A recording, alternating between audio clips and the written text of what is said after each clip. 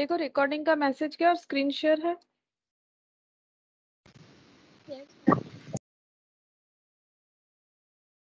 देखो पार्टनरशिप तो हम लोग का कंप्लीट हो गया था। ये देखो चैप्टर 8 हम एक बार दिखा देते हैं। एक सेकेंड, मैंने ओपन बोर्ड नहीं दिया।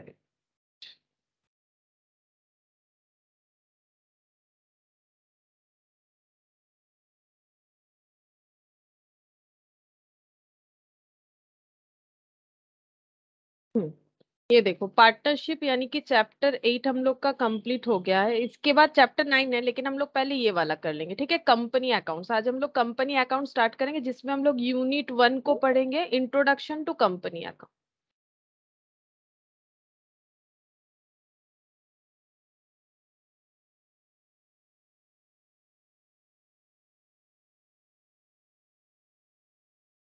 तो देखो आज हम लोग पढ़ेंगे इंट्रोडक्शन टू कंपनी अकाउंट्स। ठीक है, तो आज हम लोग कुछ मतलब मैथमेटिकल्स नहीं करेंगे, इसमें कुछ मैथमेटिकल है नहीं। ठीक है, जो भी करना है हम लोग मतलब जस्ट इंट्रोडक्शन पढ़ेंगे कि कंपनी क्या है, कितने तरह का कंपनी होता है। ठीक है, तो आज हम लोग ये वाला चीज कंप्लीट करेंगे, यूनिट 1। तो देखो हम लोग को क्या पढ़ना है आज, ये टॉपिक क्या क्या पढ़ना है देखो यहाँ पर बता दिया है कि अगर ये चैप्टर हम लोग पढ़ लेते हैं तो हमें क्या क्या पता चल जाएगा। Understand the reason for existence and survival of a company. Company का जरूरत क्यों हुआ, ठीक है, और कैसे कंपनी सरवाइव कर सकती है। Learn the nature and types of companies, कितने तरह का कंपनीज होता है। Explain the salient features of a company, company का फीचर्स क्या क्या होता है। Understand the purpose of preparing the financial statement of a company. Company financial statement सभी बनाते हैं, ठीक है, एक सोल प्रोप्राइटर भी बनाते हैं। पार्टनरशिप में भी हम लोगों ने देखा फाइनेंशियल स्टेटमेंट मतलब कैश फ्लो भी होता है, फंड फ्लो भी होता है, लेकिन नॉर्मली क्या होता है, ट्रेडिंग पीएल बैलेंस शीट, ये तो इंडिविजुअल भी बनाता है, पार्टनरशिप में भी होता है और कंपनी में भी होगा, लेकिन सबका अलग अलग जो है प्रोफोर्मा हो सकता है। ठीक है, तो वही चीज बोल रहा है कि कंपनी अकाउंट्स में कैसे प्रिपेयर करना है वो हमें पढ़ना पड़ेगा। ठीक है, अब देखो यहाँ पर दिया है टाइप्स ऑफ कंपनीज। तो टाइप्स ऑफ कंपनीज में देखो कितने तरह का कंपनी हम लोग को पढ़ना पड़ेगा। तो इससे क्या हो सकता है ना, थ्योरी आ सकता है। ठीक है, जैसे मान लो कि कुछ पॉइंट दे दिया लाइक कि बोलो कि होल्डिंग कंपनी क्या है, तो उसमें 3-4 मार्क्स का आ सकता है। तो ये देखो टाइप्स ऑफ कंपनी में गवर्नमेंट, फॉरेन, ये सब हम लोग डिटेल्स में पढ़ेंगे। Private, public, one person, small, listed, unlimited, company limited by shares, company limited by guarantee, holding company, subsidiary company, ये सारा चीज हमें डिटेल्स में जानना पड़ेगा। और इसके अलावा फाइनेंशियल स्टेटमेंट में क्या क्या हमें प्रिपेयर करना पड़ेगा, ये देखो statement of profit and loss, ये प्रिपेयर करना पड़ेगा। जो पीएल होता है यहाँ पर बोला जाता है statement of profit and loss. अच्छा, balance sheet, notes to accounts, balance sheet जो बनेगा या पीएल जो बनेगा, इसमें जितने भी वर्किंग नोट होंगे वो हम लोग का सोल्यूशन का पार्ट होगा। ठीक है, वो कोई अलग पार्ट नहीं होगा, मतलब इग्नोरेबल नहीं होगा, इसे भी सही तरह से प्रेजेंट करना पड़ता है। नोट्स टू अकाउंट्स, जैसे पहले बैलेंस शीट में हम लोग क्या कर रहे थे, पार्टनरशिप में बिल्डिंग लिख दिया, उसके नीचे लैंड लिख दिया, ऐसा नहीं चलेगा। कैटेगरी वाइज, ठीक है, क्लासिफिकेशन कर दिया गया है। जैसे टेंजिबल एसेट है, उसमें पीपी, प्रॉपर्टी प्लांट इक्विपमेंट, इसका एक मतलब क्लासिफिकेशन किया गया है। वहां पर जो भी आएगा उसे अलग से दिखाना है। तो नोट्स टू अकाउंट्स ये सब हम लोग सीखेंगे कि किस तरह से होता है। और कैश फ्लो स्टेटमेंट जो कि तुम लोगों का मतलब सिलेबस में नहीं है। ठीक है, कैश फ्लो स्टेटमेंट इंटर में है। ठीक है, इंटर में है, लेकिन यहाँ पर नाम दे दिया है। बाकी ये फाउंडेशन में है नहीं, फाउंडेशन में ये हमें प्रिपेयर नहीं करना है, लेकिन बाकी ये सारा चीज हमें प्रिपेयर करना पड़ेगा। ठीक है, ये सारा चीज हमें प्रिपेयर करना पड़ेगा। वैसे भी फाउंडेशन में जो यहाँ पर पीएल का भी बहुत ही कम यूज है, पीएल भी उतना प्रिपेयर करने के लिए नहीं देता है। जो कंपनी अकाउंट्स का क्वेश्चंस होता है ना, इतने शेयर फॉरफिट हो गए, ये हो गए, यही मतलब एग्जाम पॉइंट ऑफ व्यू से अगर देखोगे तो वही जरूरत होगा। और ज्यादा बैलेंस शीट वगैरह भी उतना नहीं आता है। ठीक है, मतलब बैलेंस शीट पे उतना फोकस नहीं है, वो भी फाइन मतलब इंटर पे है। ठीक है, तो यहाँ पर मेनली हमें वही कंपनी अकाउंट्स के जो क्वेश्चंस होते हैं, जैसे कि प्रोराटा पे हो गया, ये सब ज्यादा करना पड़ता है। ठीक है, तो देखो क्या है, यहाँ से स्टार्ट हो रहा है। यहाँ पर क्या बोला है, देखो कंपनी का यहाँ पर जो है, ये पूरे पैरा में ये बताया गया है कि कंपनी का इन्वेंशन क्यों हुआ। ठीक है, कंपनी का इन्वेंशन क्यों हुआ, ये सब चीजों के बारे में बताया गया है। ठीक है, जैसे देखो the never ending human desires to grow and grow further has given rise to the expansion of business activities. देखो हम लोग का ह्यूमन बीइंग का डिजायर क्या है, वो हमेशा नेवर एंडिंग है, ठीक है। डिजायर का मतलब जैसे देखो बिजनेस के केस में डिजायर क्या होता है, जैसे हर एक मतलब हर एक ह्यूमन बीइंग का अपना अपना डिजायर होता है। किसी को सीए होना है, किसी को सीएस होना है, ये स्टूडेंट का डिजायर हो गया, ठीक है। तो वैसे बिजनेसमैन का क्या डिजायर हो सकता है, वो उसको प्रोडक्ट बेचना है या फिर उसको सर्विस बेचना है, ठीक है, ये हो सकता है, ठीक है। तो ये प्रोडक्ट और सर्विस बेचने का कोई क्यों सोच रहा है, क्योंकि ह्यूमन बीइंग का मार्केट में ये सब चीजों का डिमांड है। लोगों को प्रोडक्ट यानी देखो जैसे पढ़ाई से रिलेटेड कर देते हैं, तुम लोग को पेन चाहिए, पेंसिल्स चाहिए, ठीक है, स्केल वगैरह चाहिए, कैलकुलेटर चाहिए, लैपटॉप चाहिए, ठीक है। तो ये सब हो गया। सर्विस यानी इंटरनेट का सर्विस वगैरह चाहिए। तो नेवर एंडिंग ह्यूमन डिजायर्स जो है वो दिन ब दिन बढ़ते ही जा रहा है, ठीक है। और इससे क्या हो रहा है, बिजनेस एक्टिविटीज को एक्सपेंशन करने का जरूरत हो रहा है, ठीक है। अच्छा, अब देखो क्या बोला, which in turn has necessitated the need to increase the scale of operation so as to provide goods and services to the ever increasing needs of the growing population of consumers, ठीक है। तो consumers मतलब कौन, consumers यानी customers, जिनको हम लोगों को ये प्रोडक्ट या फिर सर्विस जो भी हम लोग बिजनेस कर रहे हैं, हम लोग का ऑर्गेनाइजेशन जो भी प्रोवाइड कर रहा है, ठीक है, जो वो टेक कर रहा है, ठीक है, जो वो टेक ओवर कर रहा है वो तो कंज्यूमर है, ठीक है। जो प्रोडक्ट खरीद रहा है या जो सर्विस जो है मिल रहा है, ठीक है, सर्विस जो ले रहा है वो कौन है, कंज्यूमर है, ठीक है। तो कंज्यूमर को हम लोगों को क्या करना है, प्रोडक्ट या सर्विस प्रोवाइड करना है, ठीक है। इसके लिए क्या करना पड़ेगा, देखो क्या नेसेसरी है, नेसेसरी ये है कि हम लोग स्केल ऑफ ऑपरेशन को इंक्रीज करें। जैसे देखो सोल प्रोप्राइटरशिप जो था उसमें कैपिटल कम, क्योंकि एक ही इंसान काम कर रहा है, मैनेज भी वही कर रहा है, ठीक है। तो सोल प्रोप्राइटरशिप में स्केल ऑफ ऑपरेशंस कम होता है, ठीक है। पार्टनरशिप में उससे थोड़ा ज्यादा होता है, लेकिन नॉट लाइक कंपनी, ठीक है। So as to provide goods and services to ever increasing need, लेकिन इन नीड तो जो है वो एवर इंक्रीजिंग है। तो अगर हम लोग स्केल ऑफ ऑपरेशंस को नहीं बढ़ाएंगे, ठीक है, तो हम लोग कंज्यूमर्स का जो डिमांड है उसे फुलफिल नहीं कर पाएंगे, ठीक है। अब अगर हमें ऑर्गेनाइजेशन को बढ़ाना है, लार्ज स्केल पे चलाना है, तो हमें क्या क्या चीजों का जरूरत होगा, पैसा, लार्ज अमाउंट ऑफ मनी, ठीक है। मॉडर्न टेक्नोलॉजी का जरूरत होगा, ठीक है, टेक्नोलॉजी से हम लोग प्रोडक्शन ज्यादा कर पाएंगे, ठीक है। लार्ज ह्यूमन कंट्रीब्यूशन, ठीक है, तो जो ह्यूमन रिसोर्स होता है उसका भी ज्यादा जरूरत होगा, क्योंकि देखो पार्टनरशिप में एक लिमिटेशन होता है, उतना ही ह्यूमन बीइंग हम लोग यूज करेंगे, ठीक है। और सोल प्रोप्राइटरशिप में तो एक ही इंसान होता है, ठीक है। तो वही बोल रहा है कि लार्ज क्या नहीं चाहिए, बोलो ना, पैसा चाहिए बिजनेस बनाने के लिए, टेक्नोलॉजी चाहिए, लार्ज ह्यूमन कंट्रीब्यूशन चाहिए, ये सब हमें रिक्वायर्ड है, ठीक है। Which is not possible to arrange under partnership और प्रोप्राइटरशिप। पार्टनरशिप या प्रोप्राइटरशिप में लार्ज अमाउंट में पैसा तो ये भी लगाते हैं, टेक्नोलॉजी हो सकता है पार्टनरशिप भी यूज कर रहा है, लेकिन लार्ज अमाउंट में मतलब लार्ज स्केल में ये हम लोग नहीं कर पाएंगे। और मॉडर्न टेक्नोलॉजी तो कोई सस्ते में नहीं आएगा, ठीक है, वो कोई मतलब बहुत ही चीप चीज तो है नहीं कि कोई भी खरीद ले, उसके लिए एक कैपिटल इन्वेस्टमेंट का जरूरत होगा। तो वही चीज बोल रहा है कि पार्टनरशिप और प्रोप्राइटरशिप, सोल प्रोप्राइटरशिप, इस तरह के स्केल ऑफ ऑपरेशंस अगर हम लोग करेंगे तो जो मार्केट में जो डिमांड है, जो पॉपुलेशन ऑफ कंज्यूमर्स है, उनके साथ हम लोग कभी भी एट पर नहीं हो पाएंगे, उनके डिमांड के साथ हम लोग कभी भी मीटअप नहीं कर पाएंगे। तो वही बोल रहा है, देखो, to overcome this difficulties the concept of company और कॉर्पोरेशन केम इनटू एग्जिस्टेंस। इसी वजह से कंपनी का जो है फॉर्मेशन लाया गया है, ठीक है। अब देखो क्या बोल रहा है next, while the invention of steam power while the invention of steam power ignited the human imagination to build big machines for the mass production of goods, the need to separate the management from ownership gave birth to a form of organization today known as company। बोल रहा है कि देखो जैसे ही steam power बना, ठीक है, steam power बना, ठीक है, तो ह्यूमन बीइंग का क्या हो गया, ह्यूमन बीइंग ने बड़ा बड़ा मशीन्स बनाना स्टार्ट कर दिया, ठीक है, और मास प्रोडक्शन करना स्टार्ट कर दिया। क्योंकि देखो मशीन जैसे मान लो पहले क्या होता था, पहले ट्रेन जब चलता था, ठीक है, तो वो क्या होता था, स्टीम पावर से चलता था, उसके बाद इलेक्ट्रिसिटी आ गया, ठीक है। तो इस तरह से अब देखो ना, जैसे गाड़ी पेट्रोल से चलता है, ठीक है, डीजल से चलता है, अब तो बोल रहे हैं कि ई कार भी आ जाएगा, मतलब इलेक्ट्रिसिटी से चलेगा। तो जैसे इन्वेंशन फर्स्ट क्या हुआ था, स्टीम पावर का, ठीक है, उसके बाद इंसान के दिमाग में आया कि हम लोग मशीन वगैरह बना सकते हैं, बड़ा बड़ा मशीन, और उससे मास प्रोडक्शन कर सकते हैं, किस चीज का, गुड्स का, प्रोडक्ट का, ठीक है।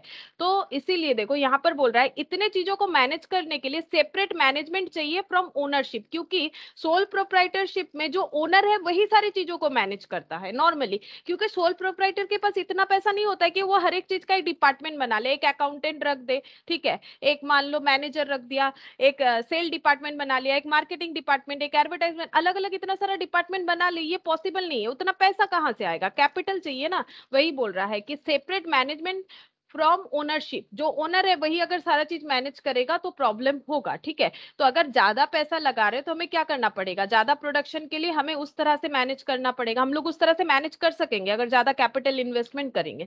The need to separate the management from ownership, और ये जो नीड आया कि मैनेज जो कर रहा है वो कोई अलग होना चाहिए, ओनर कोई अलग होना चाहिए, मतलब दोनों का अलग अलग काम होना चाहिए। इसी वजह से जो ऑर्गेनाइजेशन का फॉर्म हुआ उसी का नाम आज के डेट पे क्या है, कंपनी है, ठीक है।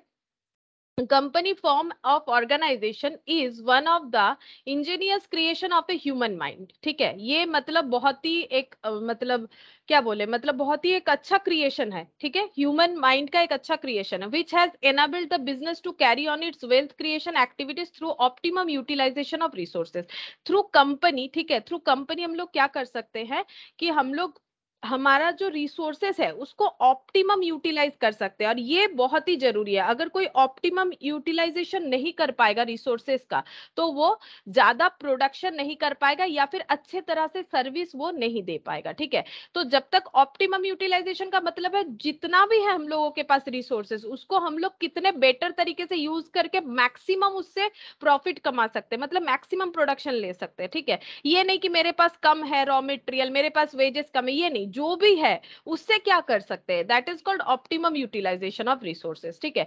और ये तभी पॉसिबल है, ठीक है, ये तभी पॉसिबल है अगर हम लोग कंपनी फॉर्म में काम कर पाए तो, ठीक है। In course of time company has become an important institutional form of business enterprise.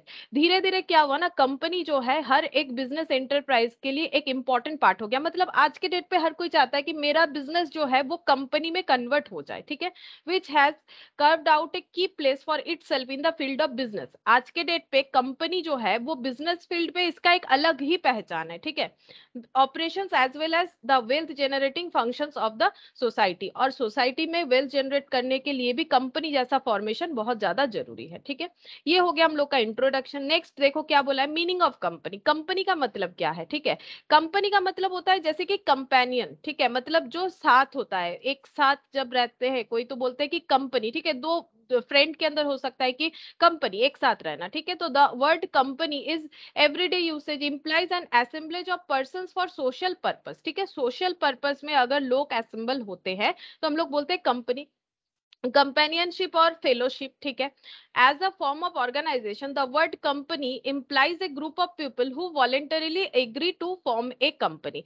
और अगर ऑर्गेनाइजेशन का form as a form of organisation अगर हम लोग बोले तो कंपनी वर्ड का, वैसे तो कंपनी का मतलब हम लोग कंपेनियनशिप फेलोशिप बोल सकते हैं, लेकिन ऑर्गेनाइजेशन फॉर्म में अगर हम लोग बोले कि अगर ग्रुप ऑफ पीपल, ठीक है, अपने मन से, ठीक है, अपने मर्जी से वॉलेंटियरली, मतलब कोई प्रेशराइजेशन नहीं है, ठीक है, अपने हिसाब से अपने मतलब मन से अगर काम मतलब एक साथ जुड़ते हैं तो उसे हम लोग बोलेंगे कंपनी। जुड़ के एक ऑर्गेनाइजेशन बना लेते हैं, दैट इज कॉल्ड कंपनी, ठीक है।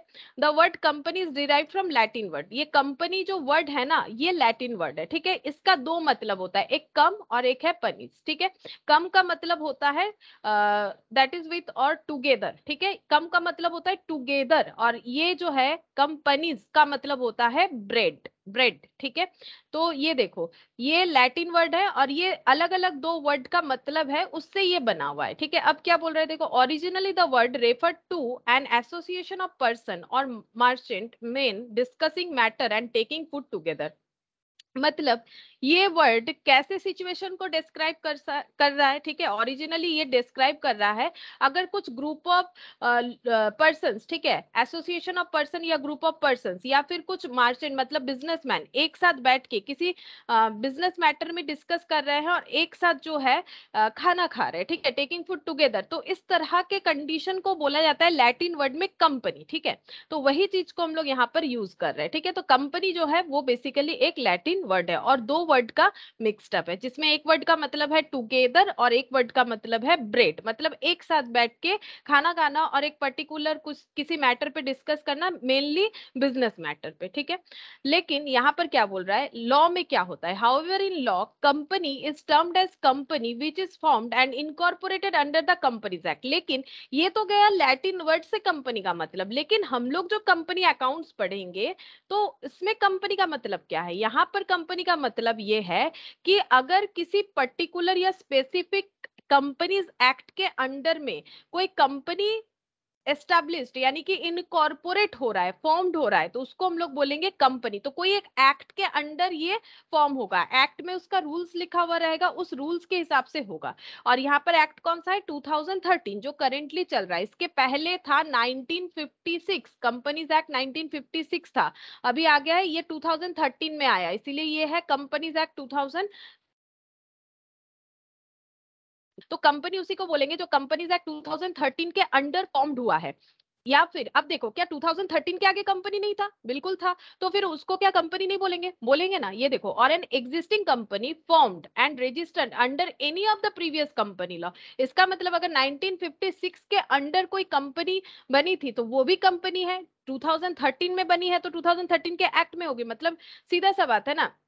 नया जो एक्ट आएगा तो अगर कोई उसके बाद कंपनी बना रहा है तो वो तो नए एक्ट में रजिस्टर्ड होगा, पुराने एक्ट में क्यों होगा? और जो पुराने एक्ट में ऑलरेडी रजिस्टर्ड है वो भी कंपनी है, कोई ना कोई एक्ट के अंडर तो रजिस्टर्ड होना पड़ेगा।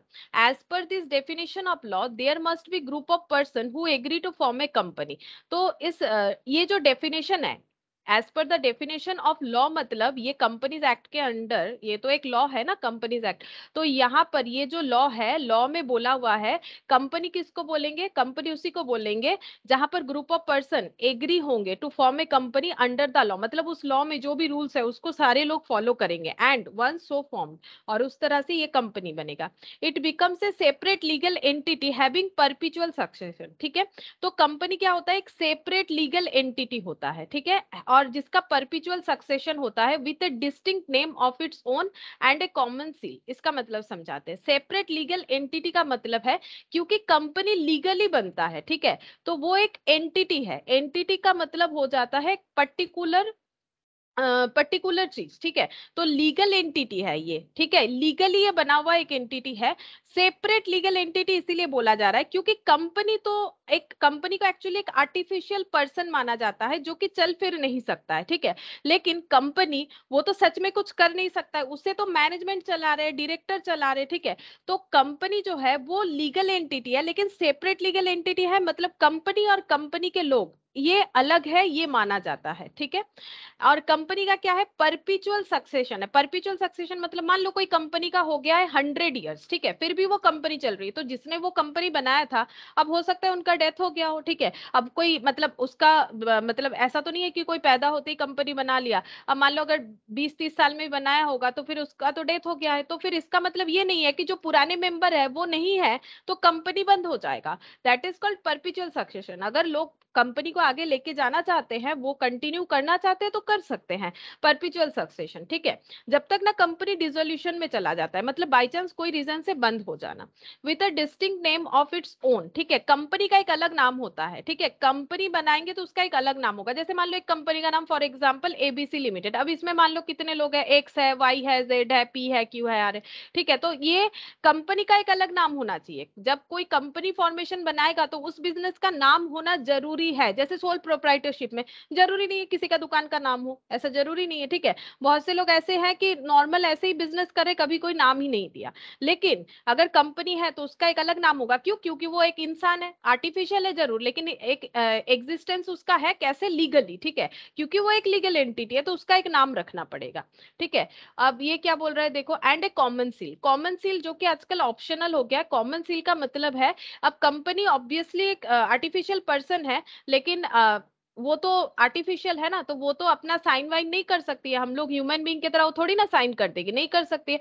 तो कंपनी से अगर किसी का कोई भी एग्रीमेंट हुआ है, लाइक मान लो कि कोई टाटा कंपनी में रिसेंटली मान लो एम्प्लॉयड हुआ है, या फिर मोतीलाल ओसवाल में हुआ है, तो उसका जो कॉन्ट्रैक्ट है ना वो किससे होता है? वो पर्टिकुलर कंपनी से होता है, ठीक है, जैसे कि मान लो टाटा से हो रहा है तो टाटा कंपनी के साथ उसका एग्रीमेंट हो रहा है, तो फिर वहां पर प्रूफ क्या है? प्रूफ क्या है कि एग्रीमेंट हुआ? That is the common seal. जैसे तुम लोग स्कूल कॉलेज में एडमिशन लेते हो, जैसे कॉलेज में रिसेंटली तुम लोगों ने सभी ने एडमिशन लिया है, तो वहां पर तुम लोग के जो मार्कशीट है, ठीक है, या फिर जो भी मार्कशीट है या फिर जो भी प्रूफ रहता है 12th के बाद का, ठीक है। तो उस पे क्या किया जाता है, जिस पर्टिकुलर यूनिवर्सिटी के अंडर या कॉलेज के अंडर तुम लोग एडमिशन लेते हो, वो लोग क्या करते हैं, एक स्टैंप लगा देते हैं, ठीक है। मतलब उस कॉलेज के अथॉरिटी के साथ तुम लोगों का क्या हो गया है, वहां पर एक एग्रीमेंट बन गया है, ठीक है। किसी पर्टिकुलर पर्सन के साथ नहीं बना, क्योंकि देखो प्रिंसिपल कॉलेज के वो आज कोई एक है, कल कोई और हो सकते हैं, ठीक है। लेकिन कॉलेज, इसका मतलब तो ये नहीं प्रिंसिपल चेंज हो गया तो तुम्हारा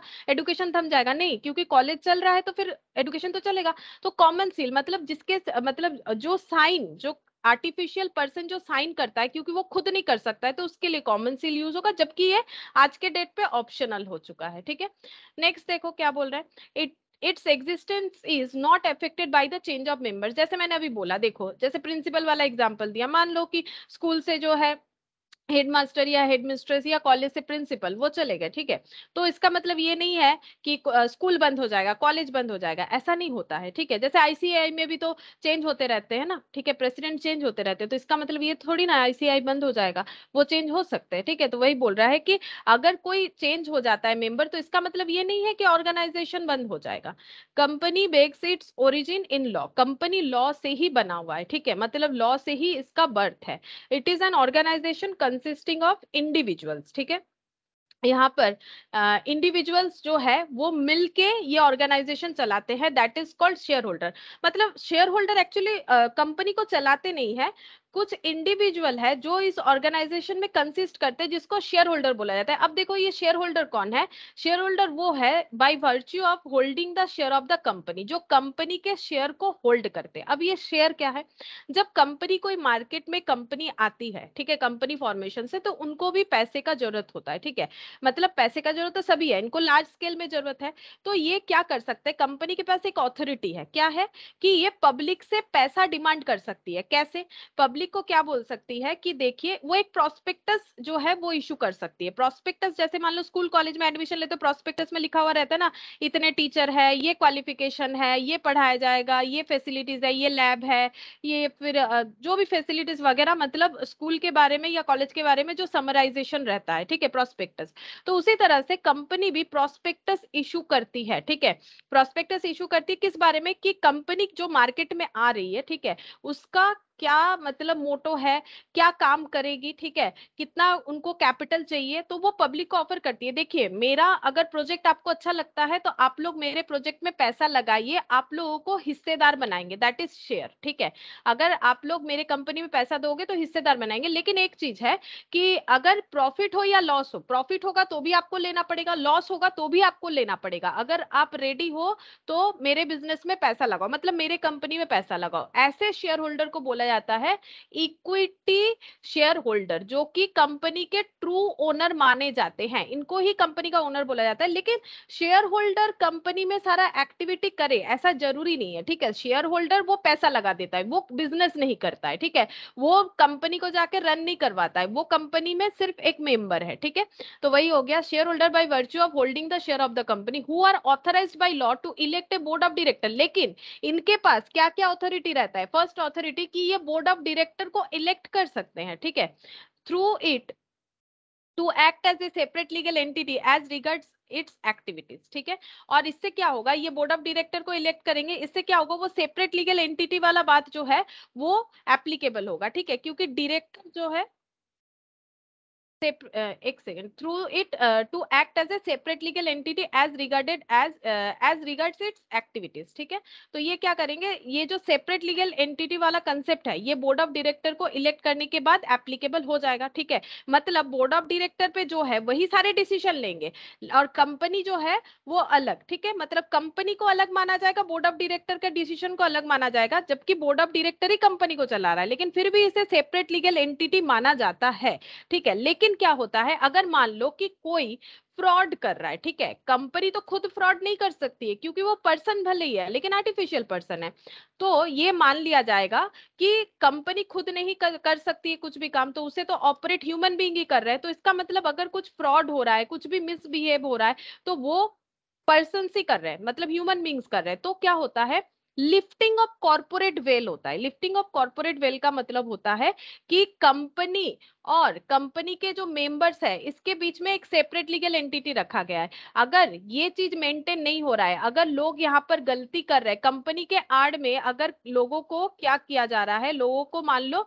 लॉस करवाया जा रहा है या फिर कुछ भी, लोगों से पैसा ले लिए, लोगों से पैसा लिए, उनका ट्रस्ट है हमारे ऊपर, ठीक है, उन्होंने पैसा लगाया, अगर हम लोग वो पैसा किसी गलत जगह पे लगाते हैं, पर्सनल यूज करते हैं, ठीक है, तो फिर क्या होगा, तो लॉ नहीं छोड़ेगा। तो हम लोग क्या बोल सकते हैं, अगर जो मतलब बोर्ड ऑफ डायरेक्टर है, मेंबर है, वो नहीं सकते हम लोग कुछ नहीं कर रहे, कंपनी कर रहा है, लेकिन कंपनी तो कोई सच का इंसान नहीं है कि वो कर देगा।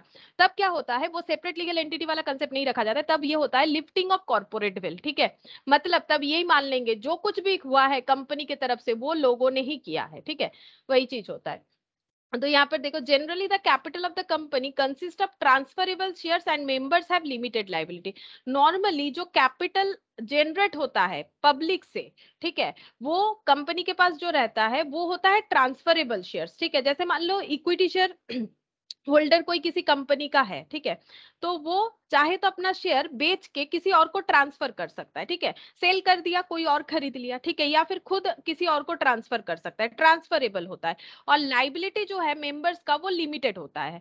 लिमिटेड का मतलब है जैसे, मतलब अनलिमिटेड नहीं होगा, ठीक है, इस लिमिटेड का भी दो पार्ट होता है, आगे हम लोग डिटेल्स में पढ़ेंगे, अनलिमिटेड नहीं होगा, इतना समझो, ठीक है, आगे हम लोग पढ़ेंगे कि लिमिटेड दो टाइप का होता है, वहां पर हम लोग डिटेल्स में पढ़ लेंगे। To get to the heart of the nature of the company, let us examine the concept of company propounded under corporate jurisprudence, ठीक है, तो बोल रहा है कि देखो कि कंपनी का नेचर जो है, ठीक है, वो कैसा है वो हम लोग देखते हैं। देखो किसने क्या क्या बोला है, जैसे कि मार्शल ने बोला है एक corporation is an artificial being, जो हम लोग बार बार बोल रहे हैं, एक आर्टिफिशियल पर्सन होता है कंपनी, इनविजिबल जो दिखता नहीं है, इनटेंजिबल जिसे टच नहीं कर सकते, and existing only in the contemplation of law, ठीक है, जो कि लॉ से ही मतलब जिसका सारा चीज लॉ से ही है, लॉ से ही उसका बर्थ है, ठीक है। अच्छा और यहाँ पर देखो लॉर्ड जस्टिस ने क्या बोला है, an artificial person created by law with A perpetual succession and common seal. इन्होंने बोला कि ये भी एक आर्टिफिशियल पर्सन है, ये भी आर्टिफिशियल बोले, ये भी आर्टिफिशियल पर्सन बोले। इन्होंने कुछ और पॉइंट्स दिया था, इन्होंने बोला कि लॉ से क्रिएट होता है, ठीक है, ये इन्होंने भी बोला, ठीक है, लॉ से क्रिएट होता है, और परपिचुअल सक्सेशन और कॉमन सील का बात बोला, जो कि इन्होंने यहाँ पर नहीं बोला था, ठीक है।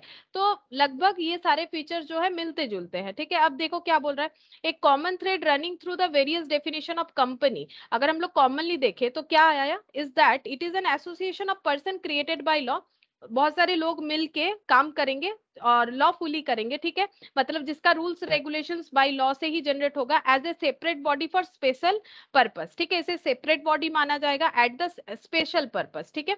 At the same time definitions have laid down certain characteristics of corporation corporate organisation, ठीक है, which make it out as a separate and unique organization which enables the people to contribute their wealth to the capital of the company by subscribing to its share and appointing elected representative to carry out the business। मतलब क्या बोल रहा है, देखो पहला तो बोला कि अगर हम लोग कॉमनली देखें तो कंपनी क्या हो गया, कंपनी एक एसोसिएशन ऑफ पर्सन है जिसको लॉ ने क्रिएट किया है, और ये कैसे क्रिएट किया है, इसको एज ए सेपरेट बॉडी माना गया है, ठीक है।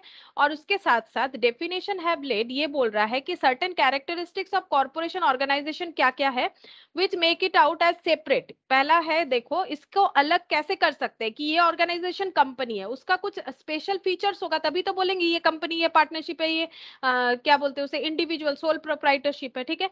क्या बोल रहा है देखो, यूनिक ऑर्गेनाइजेशन मतलब सेपरेट और यूनिक तभी बनाएगा which enables the people to contribute their wealth, ताकि कंपनी में लोग पैसा लगाए, ठीक है, मतलब कंपनी का फॉर्म ऑफ ऑर्गेनाइजेशन कुछ तो उसमें स्पेशल होना चाहिए कि लोग पार्टनरशिप नहीं करेंगे, लोग इंडिविजुअल बिजनेस नहीं करके या फिर कंपनी में पैसा लगाएंगे, तो उसका कुछ यूनिक या सेपरेट मैटर तो होना चाहिए ऑर्गेनाइजेशन में।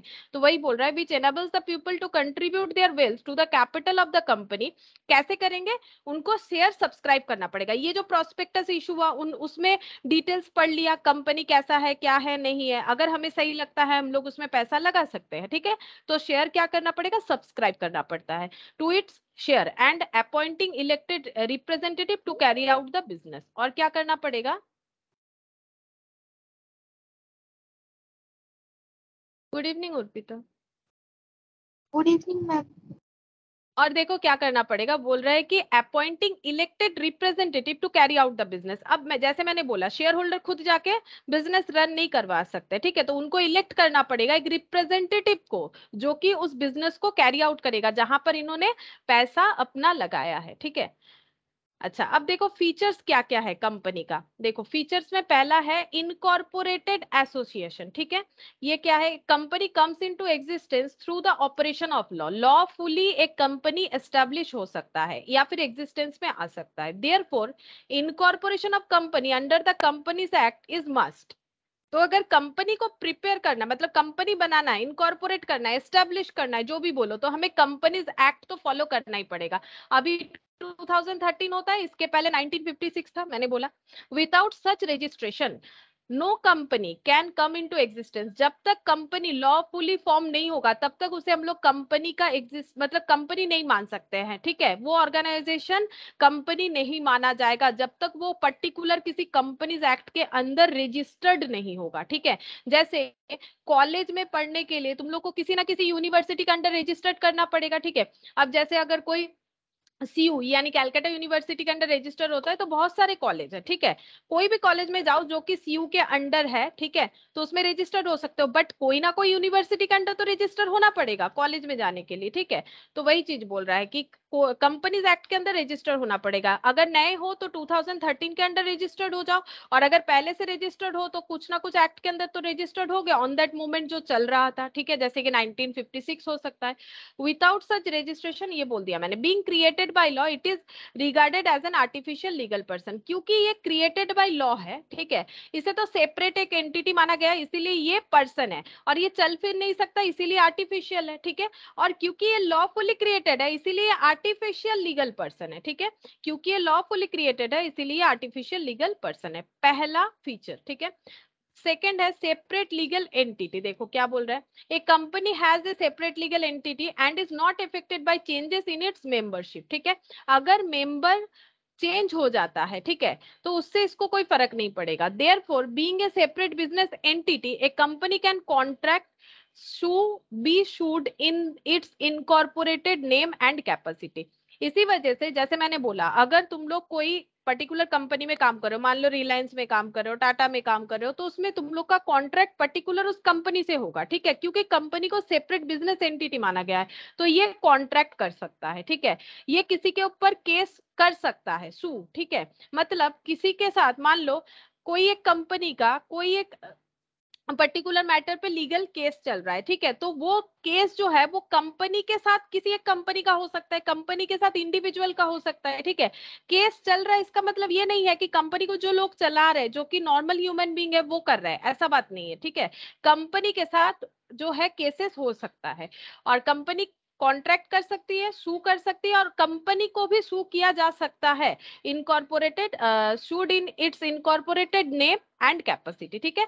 किस हिसाब से सू करेंगे, केस फाइल करना है तो उस कंपनी के नाम पे करेंगे, ठीक है, और जो कैपेसिटी है उसके हिसाब से, नेम एंड कैपेसिटी, जो उसका नेम एंड कैपेसिटी है उसके ऊपर डिपेंड करके हम लोग कंपनी के ऊपर केस भी कर सकते हैं। अगर ऐसा सिचुएशन आता है कंपनी भी किसी के ऊपर केस कर सकती है, ठीक है। नेक्स्ट हो गया परपिचुअल एग्जिस्टेंस। परपिचुअल एग्जिस्टेंस मतलब कोई अगर मतलब नहीं भी रहता है, ठीक है, किसी का डेथ भी हो जाता है तो भी ये चलेगा, ठीक है। ये देखो, since company has existence independent of its member, member के साथ ये अलग है तभी तो सेपरेट लीगल एंटिटी है। It continues to be in existence despite the death insolvency और change of member. Member change हो गए कोई फर्क नहीं पड़ता है, डेथ हो गया किसी का कोई फर्क नहीं पड़ता है, कोई इंसॉल्वेंट हो गया कोई फर्क नहीं पड़ता है, अगर कंपनी आगे चल रहा है तो वो चल सकता है। परपिचुअल एग्जिस्टेंस मतलब जिसका कोई भी एंड नहीं है, ठीक है, जब तक हम लोग चला सकते हैं। मतलब किसी के लिए ये इफेक्टेड नहीं होगा, किसी मेंबर के लिए इफेक्टेड नहीं होगा, किसी मेंबर का डेथ हो गया, कोई चेंज हो गया, कोई इंसॉल्वेंट हो गया, इस वजह से इफेक्टेड नहीं होगा। कॉमन सील, देखो company is not a natural person, जैसे मैंने बोला ये कोई नेचुरल पर्सन है नहीं, therefore it can not sign the documents, तो ये खुद तो साइन कर नहीं सकते हैं। In the manner as the natural person would do, जैसे कि नेचुरल पर्सन करते हैं, ठीक है। In order to enable the company to sign its document, company को अगर अपना डॉक्यूमेंट साइन करना है तो इसको क्या दिया गया, it is provided with a legal tool called common seal. इसको कॉमन सील दिया गया है, वो लगाएंगे भी मेंबर ही, ठीक है, कंपनी थोड़ी ना लगा सकता है। The common seal is affixed on all documents by the person authorised to do so who in turn puts his signature for and on behalf of the company. बोल रहा है कि ये कॉमन सील कौन लगाएगा, ठीक है, कोई भी डॉक्यूमेंट है जिसपे हमें क्या करना है, कॉमन सील लगाना है एज अ सिग्नेचर, ठीक है, सिग्नेचर के हिसाब से कंपनी के तरफ से। तो कौन करेगा, कोई ऐसे ही नहीं कर सकता है, जो ऑथराइज्ड है, जिसके पास ये ऑथोरिटी है, वही कॉमन सील को यूज कर सकता है कंपनी के बिहाफ में, ठीक है। Companies act 2013 required common seal to be affixed on certain document. Companies act 2013 में कॉमन सील को कहां कहां मतलब सर्टेनली कहां कहां यूज करने के लिए बोला गया है। बिल्स ऑफ एक्सचेंज अगर कोई ड्रॉ करता है तो कंपनीज एक्ट 2013 बोल रहा है कॉमन सील को हमें यूज करना है। मतलब बिल्स ऑफ एक्सचेंज में ड्रॉयर और ड्रॉई के अंदर जो मतलब एग्रीमेंट होता है, वहां पर कंपनी, अगर मान लो कोई कंपनी के साथ ये ट्रांजैक्शन हुआ है तो कॉमन सील का यूज होगा। शेयर सर्टिफिकेट दिया जाएगा तो कॉमन सील का यूज होगा। Now the use of common seal has been made optional, अभी ऑप्शनल बना दिया गया, मैंने पहले भी बोला। All such document which required affix the common seal may now instead be signed by 2 director और 1 डायरेक्टर। बोल रहे कॉमन सील की जगह क्या कर सकते हैं, 2 और 1, 2 या 1 डायरेक्टर जो है क्या कर सकते हैं, उसके जगह कॉमन सील के जगह साइन कर सकते हैं। And A company secretary of the company, या फिर कंपनी सेक्रेटरी, ठीक है। तो कॉमन सील के जगह सब्स्टिट्यूट क्या लाया गया है, कंपनी का 2 या 1 डायरेक्टर और कंपनी सेक्रेटरी यानी सीएस जो बन जाते हैं, वो कॉमन सील के बिहाफ में, मतलब अगर कॉमन सील नहीं यूज कर रहा है कंपनी तो वो साइन कर सकता है, तो वो माना जाएगा कॉमन सील के इक्विवेलेंट, ठीक है। तो ऑप्शनल कर दिया गया है। अब आ गया लिमिटेड लाइबिलिटी का मतलब क्या होता है, देखो। The liability of every shareholder of a company is limited to the amount he has agreed to pay to the company on the share allotted to him। तो देखो, जैसे मान लो एक शेयर का प्राइस है ₹100, ठीक है, एक शेयर का प्राइस है ₹100। अब कंपनी ने बोला कि मुझे सिर्फ ₹80 अभी दो, हम ₹20 अभी नहीं लेने वाले, ठीक है। मतलब ये हो गया पेड अप कैपिटल, ठीक है। जो पैसा दे दिया जाता है उसे बोलते हैं पेड अप कैपिटल। कंपनी ने बोला कि मेरा एक शेयर खरीदोगे तो ₹100 देना पड़ेगा, ₹100, ठीक है। और कंपनी ने बोला कि अभी 80 तो 20 बाद में हम जो है कॉल करेंगे। तो देखो, तो यहाँ पर शेयर होल्डर का लाइबिलिटी कितना होगा, ओनली ₹20 ही होगा। अगर कंपनी में कोई भी प्रॉब्लम होता है, कंपनी मान लो जो है डिसोल्यूशन में जा रहा है या फिर कोई भी रीजन से बंद हो रहा है, तो वहां पर क्या होगा, ₹20 ही शेयर होल्डर को कंट्रीब्यूट करना पड़ेगा। The liability of every share holder of a company is limited to the amount he has agreed to pay to the company on the shares allotted to him. जो share दिया गया था वहां पर जितना लाइबिलिटी बाकी है उतना ही देना पड़ेगा। If such shares are fully paid up he is subject to no further liability. मान लो 100 में 100 ऑलरेडी पेड किया हुआ था, तो नील यहाँ पर और कुछ नहीं बच रहा है, ठीक है। तो नो फर्दर लाइबिलिटी जनरेट नहीं होगा, ठीक है, फर्दर लाइबिलिटी किसी तरह से जनरेट नहीं होगा। तो लिमिटेड लाइबिलिटी का मतलब है टूवर्ड शेयर जितना पैसा बाकी है उतना ही कंपनी मांग सकती है, किसी एक शेयर होल्डर से डिमांड कर सकती है, उससे ज्यादा कंपनी का राइट्स नहीं होता है। इसको हम लोग बोलेंगे लिमिटेड लाइबिलिटी। और अगर फुल्ली पेड अप शेयर है तो इसका मतलब कोई भी लाइबिलिटी, मतलब कंपनी कुछ जो है डिमांड नहीं कर सकती है, ठीक है। नेक्स्ट देखो, distinction between ownership and management. Since the number of shareholder is very large and may be distributed at different geographical locations, मतलब ओनर कौन है, शेयर होल्डर। ओनर कौन है, शेयर होल्डर है, ठीक है। तो शेयर होल्डर तो कोई भी हो सकता है। मान लो कंपनी है मुंबई का, लेकिन उसका शेयर होल्डर कोलकाता में हो सकता है, दिल्ली में हो सकता है, ठीक है, कहीं और भी हो सकता है, राजस्थान में हो सकता है, उत्तर प्रदेश में हो सकता है, उड़ीसा में हो सकता है, कहीं भी हो सकता है, ठीक है। तो शेयर होल्डर अलग अलग जगह पे रह सकते हैं, अलग अलग जियोग्राफिकल लोकेशन पे, ठीक है। तो वही बोल रहा है कि शेयर होल्डर तो बहुत सारे लोग हो सकते हैं, और यही तो हमें चाहिए था, बहुत सारे लोगों से पैसा कलेक्ट करेंगे, ठीक है, अलग अलग लोगों को पता चले हमारा प्रोजेक्ट क्या है, कितना बड़ा बिजनेस है, तब तो कंपनी बनेगा। since the number of shareholder is very large and may be distributed at different geographical location, it becomes difficult for them to carry on the operational management of the company on a day to day basis. अब share holder के लिए possible नहीं है कि वो आके business को चलाए, ठीक है, उनका नॉलेज भी नहीं हो सकता है उन्हें प्रोजेक्ट अच्छा लगा बट उस प्रोजेक्ट में उनका कोई नॉलेज है नहीं कि वो बिजनेस को ऑपरेट करे, अगर है भी तो बिजनेस कहाँ हो रहा है, मुंबई, कोई है कोलकाता, अब वो डे टू डे बेसिस पे कैसे करेगा।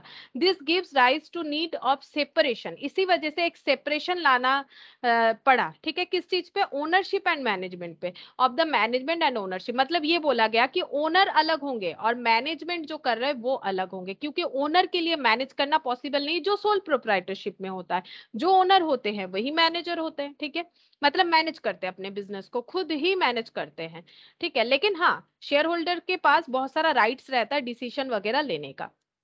कंपनी पर्सन जरूर है बट कोई सिटीजन नहीं है, ठीक है, not a citizen, a company is not a citizen in the same sense as a natural person is, जैसे नॉर्मल हमारा सिटीजनशिप होता है, कंपनी का कोई सिटीजनशिप नहीं है क्योंकि वो तो आर्टिफिशियल पर्सन है, though it is created by the process of law, क्योंकि ये लॉ से क्रिएट हुआ है, it has a legal existence, इसका लीगल एग्जिस्टेंस ऑब्वियसली है but does not enjoy the citizenship rights and duties as are enjoyed by the natural citizen, natural citizen का जो भी राइट्स या ड्यूटीज होता है, ठीक है, वो सब कंपनी को नहीं फॉलो करना पड़ेगा, ठीक है, जैसे वोटिंग राइट्स होता है, ठीक है, हम लोग वोट वगैरह देते हैं तो ये सब कंपनी के लिए एप्लीकेबल होगा नहीं, वो सच में थोड़ी ना इंसान है, ठीक है, वो तो आर्टिफिशियल पर्सन है।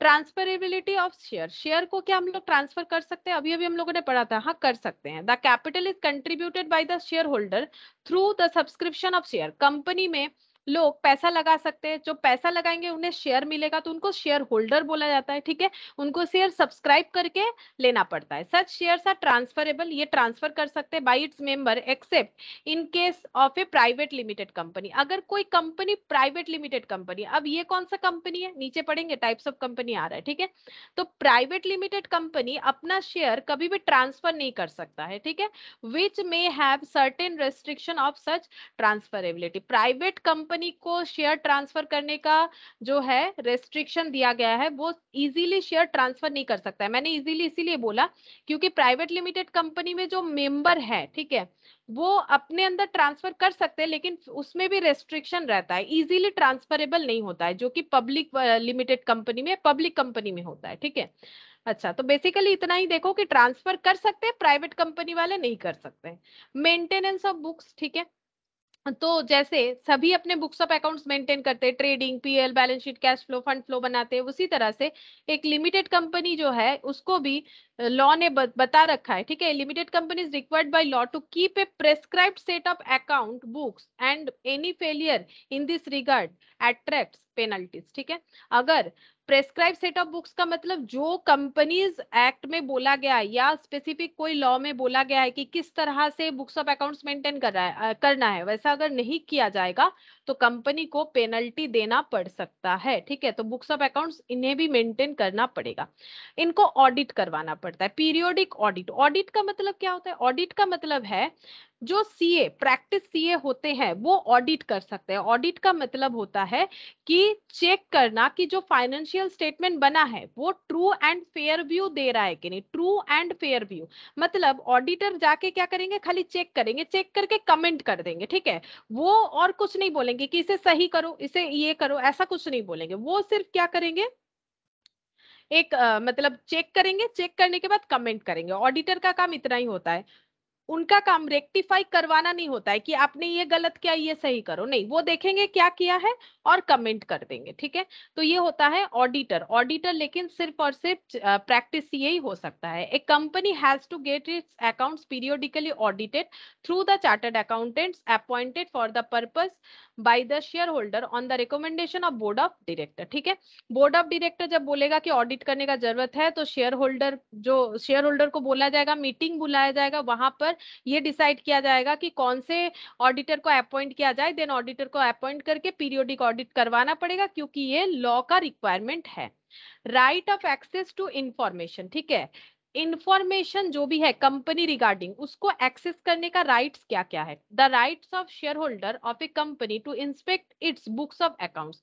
जो शेयर होल्डर है उनके पास ये राइट्स है कि वो कंपनी के बुक्स ऑफ अकाउंट्स को देख सके, होना भी चाहिए। अरे भाई उन्होंने तो पैसा दिया है, ठीक है। अगर उन्हीं को नहीं देखने मिलेगा क्योंकि उनको बोला गया ठीक है आप पैसा लगाओ मेरे प्रोजेक्ट में, आपको हम शेयर होल्डर बनाएंगे, आपको हम ट्रू ओनर मानेंगे मेरे कंपनी का, तो अगर हम ही ओनर है तो मेरा चीज हम क्यों नहीं देख सकते हैं। तो इसीलिए बोला है कि इंस्पेक्ट कर सकते हैं बुक्स ऑफ अकाउंट्स को, with the exception of books open for inspection under the statute. ऐसे बुक्स भी वो मतलब इंस्पेक्ट कर सकते हैं, ठीक है, जो मतलब थोड़ा एक्सेप्शनल है वो भी कर सकते हैं अगर is governed by the article of association. अगर AOA article of association company का जो है उसमें अगर बताया गया है कि ऐसा एक्सेप्शनल कुछ बुक्स है तो वो भी शेयर होल्डर इंस्पेक्ट कर सकता है, तो उन्हें इंस्पेक्ट करने के लिए दिया जाएगा, ठीक है। नहीं तो नॉर्मल बुक्स ऑफ अकाउंट्स तो वो कर ही सकते हैं।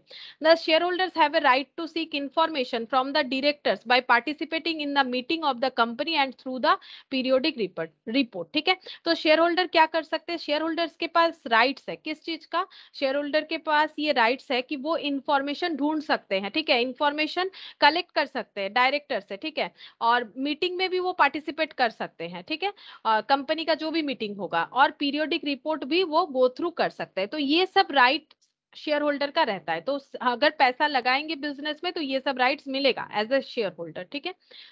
अब देखो टाइप्स ऑफ कंपनी, पहला आ गया गवर्नमेंट कंपनी। गवर्नमेंट कंपनी कौन सा होता है, देखो सेक्शन 2 सबसेक्शन 45 में होता है ऑफ कंपनीज एक्ट 2013 के हिसाब से, ठीक है।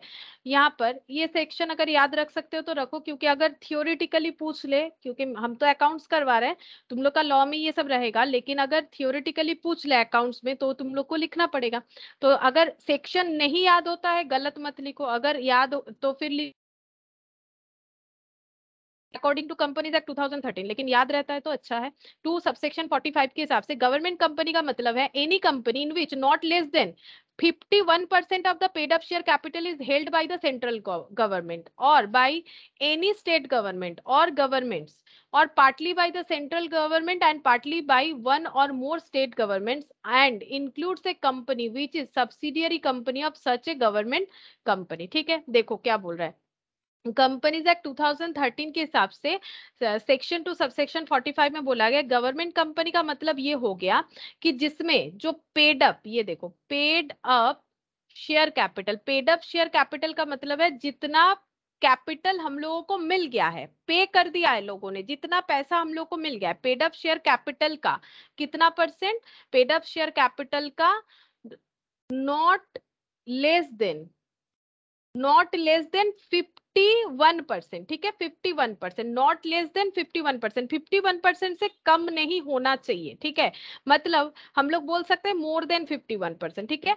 पेड अप शेयर कैपिटल का नॉट लेस देन 51% कौन होल्ड करेगा, किसके पास रहेगा, या तो सिर्फ सेंट्रल गवर्नमेंट के पास रहेगा या फिर स्टेट गवर्नमेंट और गवर्नमेंट्स, ठीक है, मतलब एक से ज्यादा स्टेट गवर्नमेंट, ठीक है। जैसे मान low waist Bengal state government का भी स्टेक है, मतलब शेयर है, और मान लो राजस्थान गवर्नमेंट का भी स्टेक है, ठीक है। तो ये तो एक या एक उससे ज्यादा स्टेट गवर्नमेंट, क्योंकि state government more than one हो सकता है, सेंट्रल तो एक ही होगा, ठीक है। तो सेंट्रल गवर्नमेंट का उस कंपनी में 51% से ज्यादा शेयर है, ठीक है, मतलब 51% से कम नहीं यानी 51% से ज्यादा, एक ही बात है ना। 51% से कम होने से नहीं चलेगा, यानी मोर देन 51% भी तो बोल सकते हैं। तो वही बोल रहा है कि अगर 51% से कम शेयर नहीं होना चाहिए, ठीक है, तो मोर देन 51% शेयर सीजी का है, सेंट्रल गवर्नमेंट का है, या स्टेट गवर्नमेंट का है, या बहुत सारे स्टेट गवर्नमेंट का है, more than one state government का है, या फिर थोड़ा सा सेंट्रल गवर्नमेंट थोड़ा सा स्टेट गवर्नमेंट का मिला जुला के ये प्रोपोर्शन अगर होल्ड कर पा रहा है, ठीक है, तो इसको हम लोग बोलते हैं गवर्नमेंट कंपनी। मतलब सीधा बात है, गवर्नमेंट का जो है इंक्लूजन होना चाहिए, चाहे वो सेंट्रल हो, चाहे वो स्टेट हो, चाहे वो 2-3 स्टेट गवर्नमेंट हो। ये देखो बोला है any company in which not less than 51% of paid up share capital is held by, मतलब होल्ड कौन कर रहा है, central government, or by any state government or governments, or partly by the central government and partly by one or more state governments, and includes a company which is a subsidiary company of a such government company. और government company का subsidiary company होने से भी होगा, पहले subsidiary company पढ़ लेते तब ये वाला लाइन क्लियरली समझ में आएगा, ठीक है। यहाँ पर सब्सिडियरी तो दे दिया है, लेकिन हम लोग पहले सब्सिडियरी पढ़ेंगे तो और भी क्लियरली समझ में आ जाएगा। यहाँ पर बोला है which is a subsidiary company of such government company, मतलब उस गवर्नमेंट कंपनी का जो सब्सिडियरी कंपनी है वो भी गवर्नमेंट माना जाएगा। इसका पॉइंट है नीचे, ठीक है, ये लाइन अभी हम बता देते हैं। देखो नेक्स्ट है फॉरेन कंपनी। फॉरेन कंपनी का मतलब होता है, एक लाइन में बता देते हैं, देखो जो कंपनी आउट ऑफ इंडिया में बनी हुई है, ठीक है, लेकिन वो इंडिया में काम कर सकती है, लाइक अमेजन, ठीक है, अमेजन जो है वो इंडियन कंपनी लेकिन इंडिया में वो काम करती है, ठीक है। तो ये देखो सेक्शन 2 सबसेक्शन 42 में बोला हुआ है कंपनीज एक्ट 2013 के हिसाब से foreign company means any company or body corporate incorporated outside India, India के बाहर वो इनकॉर्पोरेटेड यानी उनके लॉ से एस्टैब्लिश्ड हुई है, ठीक है, has a place of business in India, हो सकता है इंडिया में काम करता, अभी तो फॉरेन कंपनी बोलेंगे, वेयर बाई इटसेल्फ मतलब खुद ही कर रही है, और थ्रू एन एजेंट, एजेंट के थ्रू से करिए, मतलब कंपनी अपना पूरा का पूरा जो है काम यहाँ पर भी एक ओपन कर रखी है तो इटसेल्फ हो गया। अगर सिर्फ एजेंट के थ्रू से छोटे मोटे रूप से कर रही है वो भी हो सकता है, फिजिकली और थ्रू इलेक्ट्रॉनिक मोड मतलब कोई सॉफ्टवेयर यूज करके कर रही है तो वो भी हो सकता है। Conducts any business activity in India in any other manner, या फिर इंडिया में किसी भी तरह का एक्टिविटी कर रही है ऐसी कंपनी जो इंडिया के बाहर इनकॉर्पोरेटेड हुई है, ठीक है, और उसी को हम लोग बोलेंगे फॉरेन कंपनी। नेक्स्ट आ गया देखो प्राइवेट कंपनी, जिसपे हम लोगों ने एक पॉइंट देखा था कि प्राइवेट कंपनी का जो शेयर्स है वो ट्रांसफरेबल नहीं होता है। सेक्शन 2 सबसेक्शन 68 में प्राइवेट कंपनी कंपनीज एक्ट 2013 के अंडर है। प्राइवेट कंपनी किसे बोला जाता है, जो इसके आर्टिकल्स में इसके बारे में क्या लिखा हुआ है, restrict the right of transfer it share, पहला पॉइंट यही है कि शेयर ट्रांसफर नहीं कर सकते हो आउटसाइडर को, नॉर्मली आउटसाइडर को नहीं कर सकते, except in case of one person company limits the number of its member to 200, ठीक है। तो प्राइवेट कंपनी का मैक्सिमम 200 मेंबर हो सकता है, और यहाँ पर बोला है in case of one person company limits the number of its member to 200 provided that where two or more persons hold one or more shares in a company jointly they shall for the purposes of the sub clause be treated as a single member। मतलब क्या बोल रहा है, मान लो कि दो person ए और B इन्होंने मिलके एक शेयर ज्वाइंटली लिया है या फिर 10 शेयर ज्वाइंटली लिया है, मान लो एक ही शेयर लिया है, दोनों ने मिलके ज्वाइंटली एक शेयर लिया है।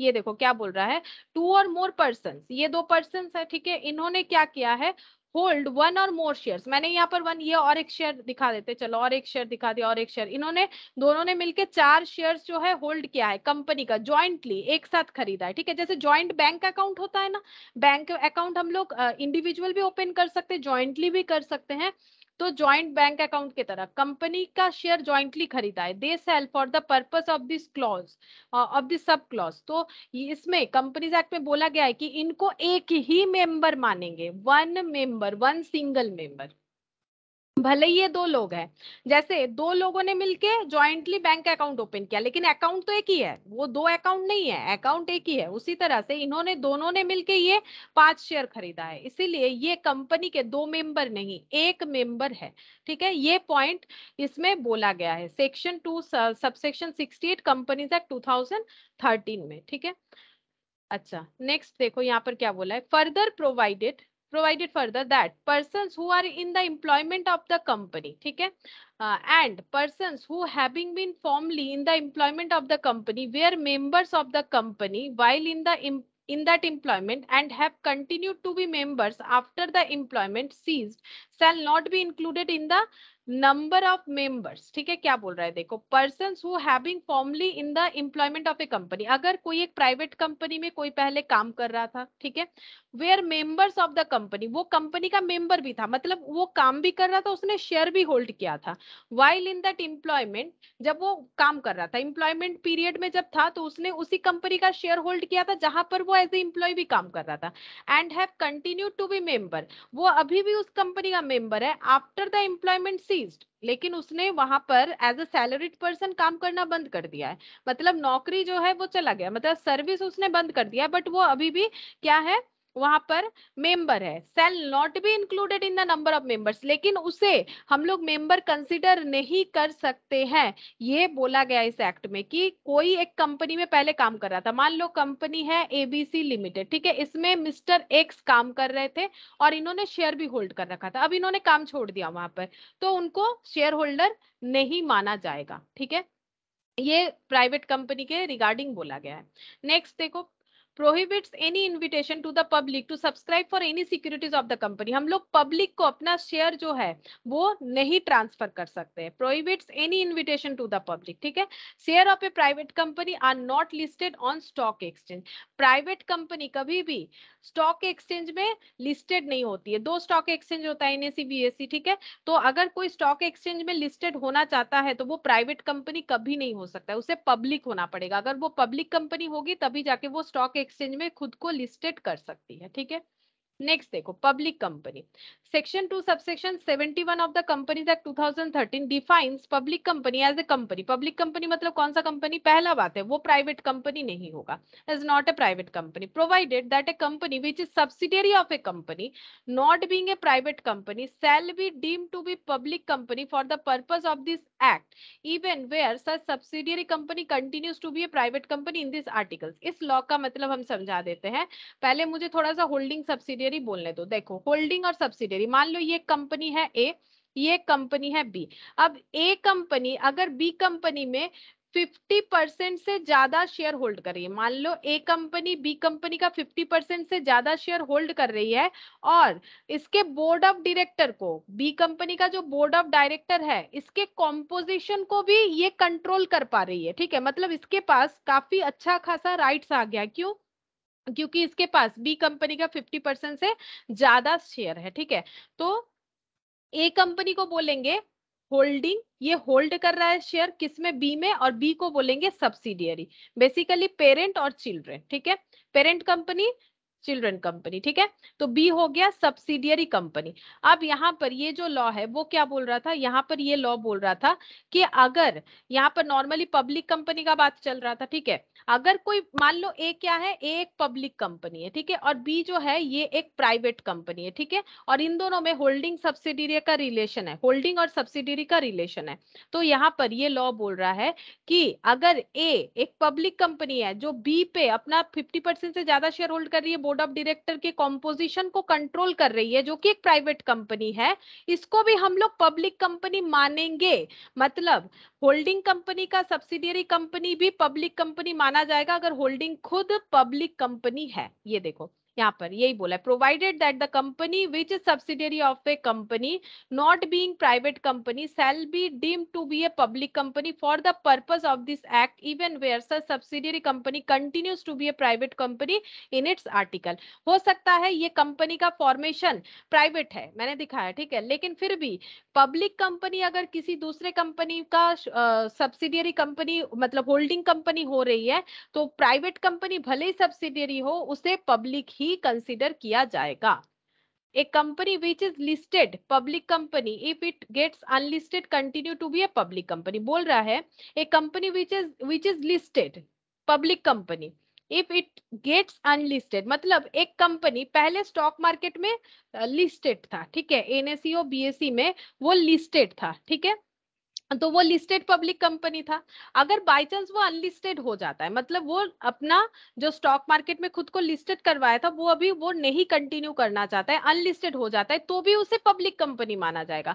मतलब पहले एक कंपनी पब्लिक कंपनी था, फिर उसने खुद को लिस्टेड करवाया स्टॉक मार्केट में, अब वो बोल रहा है मुझे लिस्टिंग नहीं चाहिए, हम अनलिस्टेड होना चाहते हैं, तो वो अनलिस्टेड हो गया, फिर भी वो पब्लिक कंपनी ही रहेगा, ये बोला जा रहा है। ठीक है, अच्छा, अब यहाँ पर क्या बोला है देखो, no minimum paid up share capital, the minimum paid up share capital requirement of INR मतलब जो इंडियन करेंसी है 1 lakh in case of private company.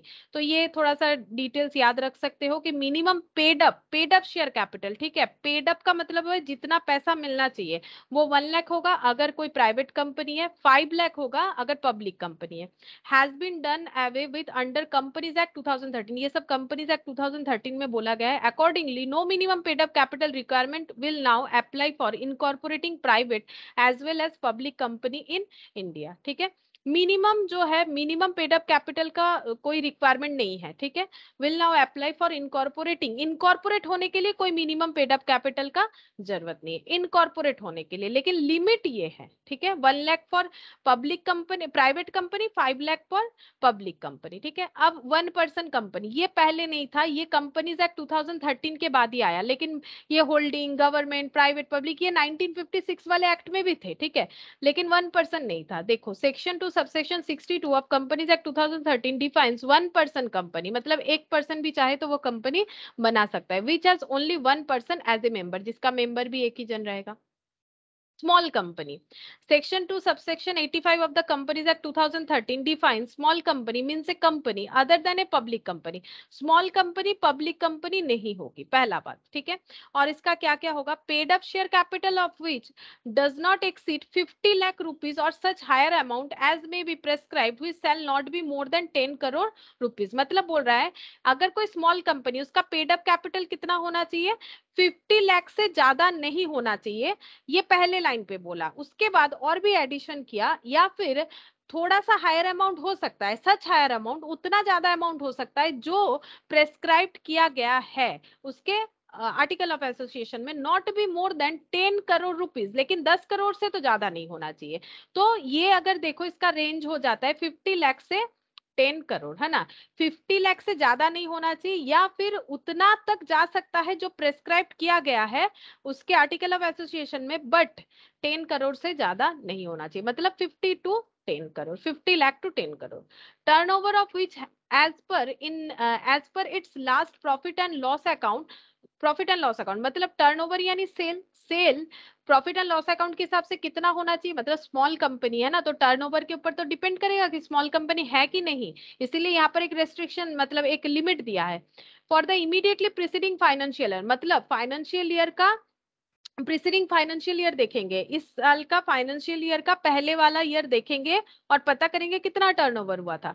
Does not exceed 2 crore rupees or such higher amount as may be prescribed which shall not be more than 100 crore, मतलब यहाँ पर limit हो गया 2 करोड़ से लेके 100 करोड़, इससे ज्यादा टर्नओवर नहीं होना चाहिए, तभी स्मॉल कंपनी मानेंगे, अदरवाइज स्मॉल कंपनी के क्राइटेरिया को फुलफिल नहीं करेगा।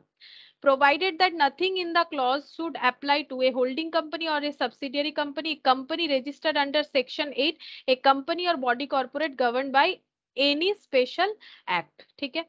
तो क्या बोल रहा है देखो, provided that nothing in this clause apply to, ये क्लॉज किस पे अप्लाई नहीं होगा, होल्डिंग सब्सिडरी पे, या फिर ऐसा कंपनी जो सेक्शन 8 के अंडर रजिस्टर्ड है, या फिर एक company or body corporate govern by any special act, अगर कोई स्पेशल एक्ट के अंडर बना हुआ है कोई कंपनी, जैसे कि स्पेशल एक्ट में जैसे मान लो बैंकिंग का होता है, बैंकिंग का अलग शेड्यूल होता है, उसका अलग प्रेजेंटेशन होता है, इलेक्ट्रिसिटी कंपनी का अलग होता है, इंश्योरेंस कंपनी का अलग होता है, ठीक है।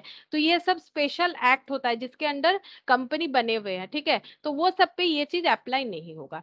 अब आ गया लिस्टेड कंपनी। लिस्टेड कंपनी का मतलब वो कंपनी जो स्टॉक एक्सचेंज में लिस्टेड है, ठीक है, ये रहा सेक्शन, स्टॉक एक्सचेंज में जो लिस्टेड है वही हो गया लिस्टेड कंपनी।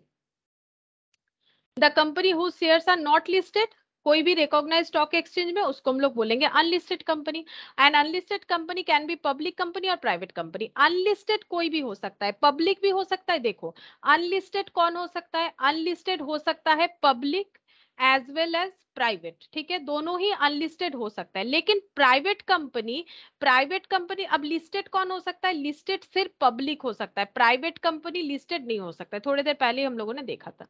अच्छा, अनलिमिटेड कंपनी का मतलब क्या होता है, जिसका लाइबिलिटी अनलिमिटेड होगा। देखो क्या बोल रहा है यहाँ पर सेक्शन 2 सबसेक्शन 92 में है, unlimited company means company not having any limit of on the liability of its member. मतलब जैसे थोड़ी देर पहले मैंने एक एग्जांपल दिया था, मान लो एक शेयर का प्राइस 100 है, कंपनी ने 800 तक 1000 है, 800 तक पेड अप करवाया था, मतलब पेमेंट लिया था, 200 का पेमेंट नहीं उसने अभी तक कॉल किया, तो लाइबिलिटी 200 तक ही होगा।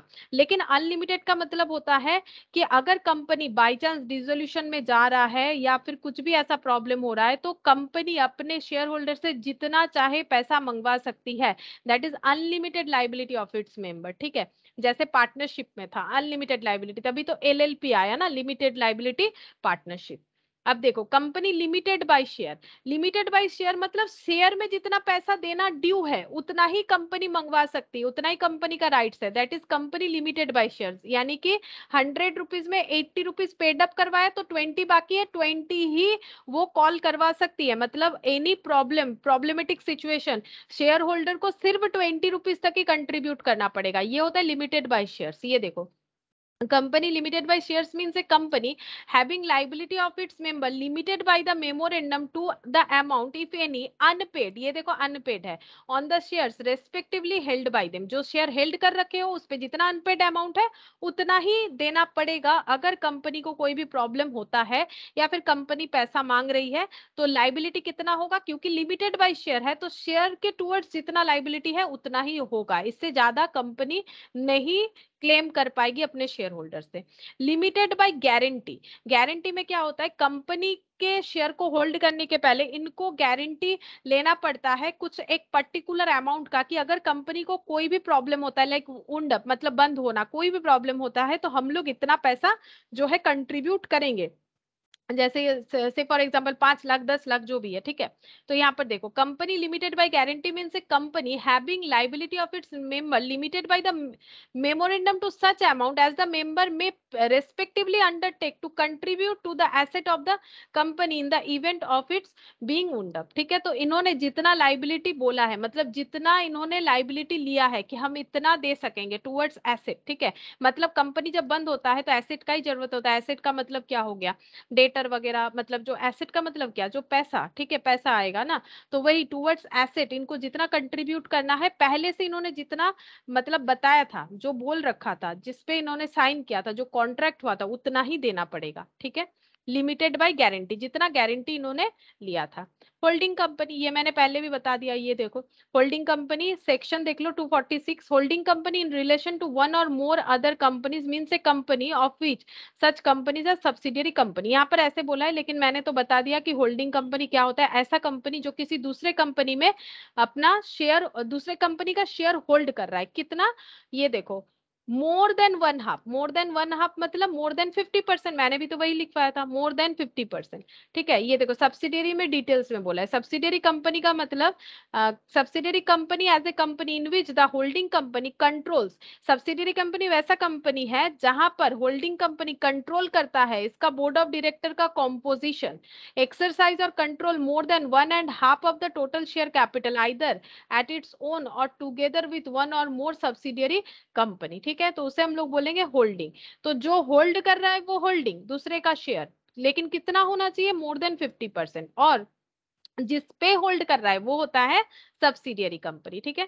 ए company shall be deemed to be a subsidiary company of the holding company even if there is indirect control through the subsidiary companies, the control over the composition of subsidiary companies board of director means exercise of some power to appoint or remove all or majority of the directors of the subsidiary company। बोल रहा है कि the control over the composition of subsidiary companies board of director, यही तो हम लोगों ने पहला पढ़ा कि होल्डिंग कंपनी के पास ये ऑथोरिटी होता है कि वो सब्सिडियरी कंपनी का बोर्ड ऑफ डायरेक्टर को कंट्रोल कर पाए, क्योंकि 50% से ज्यादा शेयर होल्ड कर रहा है तो वोटिंग राइट्स भी तो मिलेगा ना। Exercise of some power to appoint or remove all the majority of the director of the subsidiary company, तो वो कंपनी के सब्सिडियरी कंपनी के डायरेक्टर्स वगैरह को चेंज करवा सकते हैं। वही तो बोला है कि कॉम्पोजिशन को हम लोग खुद से डिसाइड कर सकते हैं अगर हम लोग किसी के सब होल्डिंग कंपनी है तो, मतलब पेरेंट कंपनी, ठीक है। Maintenance of books of accounts का देखो सेक्शन 128 कंपनीज एक्ट 2013 बोला है कि every company shall prepare and keep its registered office books of accounts and other relevant books and papers and financial statement for every financial year which give a true and fair view of the state of the affairs of the company including that of its branch office or offices if any, and explain the transaction effected both at the registered office and its branches, and such books shall be kept or accrual on accrual basis and according to the double entry system of accounting. क्या बोला है कि companies act section 128 में बता रखा है कि हर एक कंपनी को अपना बुक्स ऑफ अकाउंट्स प्रिपेयर करना पड़ेगा और उसे कहाँ रखना पड़ेगा, रजिस्टर्ड ऑफिस में। ठीक है, रजिस्टर्ड ऑफिस में सारे डॉक्यूमेंट्स अवेलेबल होने चाहिए, जैसे कि बुक्स ऑफ अकाउंट्स होना चाहिए, अगर कोई रेलिवेंट बुक्स है वो होना चाहिए, कोई रेलिवेंट पेपर्स है, कोई रेलिवेंट फाइनेंशियल स्टेटमेंट्स है, हर एक साल का,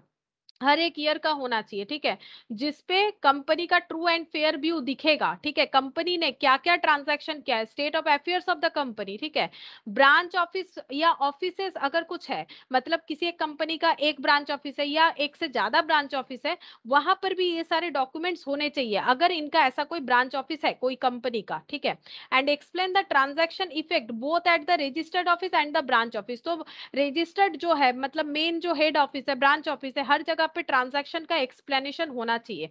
and such books shall be kept on accrual basis, और सारे books of accounts accrual basis पे मेंटेन होने चाहिए और डबल एंट्री सिस्टम फॉलो होना चाहिए। ये सारी चीजों को 128 सेक्शन में बता दिया गया है। ठीक है, provided further that the company में keep such books of accounts or other relevant papers in electronic mode in such a manner as may be prescribed। तो ये सारे डॉक्यूमेंट्स को कैसे रखना है, ये सारे डॉक्यूमेंट्स को कंपनी, ये सारे डॉक्यूमेंट्स, पेपर, जो भी रेलिवेंट चीजें हैं उसको इलेक्ट्रॉनिक मोड में रख सकती है या फिर ऐसे किसी मोड में जैसे प्रेस्क्राइब्ड किया गया है। ठीक है, अच्छा। फाइनेंशियल स्टेटमेंट में कंपनी को क्या क्या प्रिपेयर करना पड़ेगा वो बोला गया है सेक्शन 129 में। The financial statement shall give a true and fair view of the state of affairs of the company or companies. तो फाइनेंशियल स्टेटमेंट ही कंपनी का ट्रू एंड फेयर व्यू दिखाता है। Comply with the notified accounting standard. क्यों? क्योंकि इनको जो financial statement बनाना है ना, वो अकाउंटिंग स्टैंडर्ड को फॉलो करके ही बनाना है। जैसे कि तुम लोग 11 में जब फाइनल अकाउंट्स करते हो तो तुम लोग क्लोजिंग स्टॉक, अगर एडिशनल इंफॉर्मेशन में दिया हुआ है क्लोजिंग स्टॉक का कॉस्ट है 20,000, क्लोजिंग स्टॉक 20,000, मार्केट वैल्यू 25,000, तो तुम लोग क्या रिकॉर्ड करते थे 20,000। क्यों? क्योंकि ये एक एस है अकाउंटिंग स्टैंडर्ड 2, जहां पर बोला गया है स्टॉक को कैसे रिकॉर्ड करना है। बहुत सारा रूल्स है, जिसमें एक रूल्स है कि कॉस्ट और NRV which ever is lower, NRV मतलब नेट रियलाइजेबल वैल्यू, तो मार्केट वैल्यू ही तो नेट रियलाइजेबल वैल्यू है। एक्चुअली नेट रियलाइजेबल वैल्यू ये बोला जाता है, मान लो मार्केट में अगर स्टॉक बेचेंगे 25,000 मिल जाएगा, लेकिन इस स्टॉक को सेल करवाने के लिए अगर कोई सेलिंग एक्सपेंसेस हो गया मान लो 1,000, तो 24,000 is my net realisable value, whichever is lower उस पर रिकॉर्ड करना है। ये कहाँ बोला गया है? AS2 में बोला गया है। या फिर जैसे डिप्रिशिएशन SLM मेथड होता है, या फिर मान लो सम ऑफ ईयर्स डिजिट मेथड होता है, WDV मेथड होता है, ये सब कहाँ पर बोला गया है? AS10 में। तो एस को फॉलो करके बनाना है, ऐसे ही कंपनीज अकाउंट नहीं बना सकते, वही तो चेक करने आता है auditor. True and fair view मतलब जैसे जैसे करना है वैसे किए हो कि नहीं किए हो। ठीक है, and shall be in the form and forms as may be provided for different classes or classes of companies. मतलब हर एक कंपनी का जो भी क्लासेस, मतलब क्या, जैसे मान लो कि कोई इलेक्ट्रिसिटी कंपनी, उनका रूल्स अलग होगा, कोई बैंकिंग कंपनी है उनका रूल्स अलग होगा, तो जिसका जो रूल्स है उसके अंडर काम हुआ है कि नहीं, एज प्रेस्क्राइब्ड इन शेड्यूल 3। ठीक है, द मतलब ये शेड्यूल 3 में नॉर्मल कंपनीज के लिए बोला गया है। The board of directors of the company shall lay financial statement at every annual general meeting of the company. तो जो बोर्ड ऑफ डायरेक्टर है, ठीक है, उनको क्या करना पड़ेगा, हर एक एनुअल जनरल मीटिंग में फाइनेंशियल स्टेटमेंट को शो करना पड़ेगा, सभी को शो करना पड़ेगा, शेयर होल्डर वगैरह सभी को दिखाना पड़ेगा कि क्या है, क्या हुआ है, नेट रिजल्ट क्या हुआ है।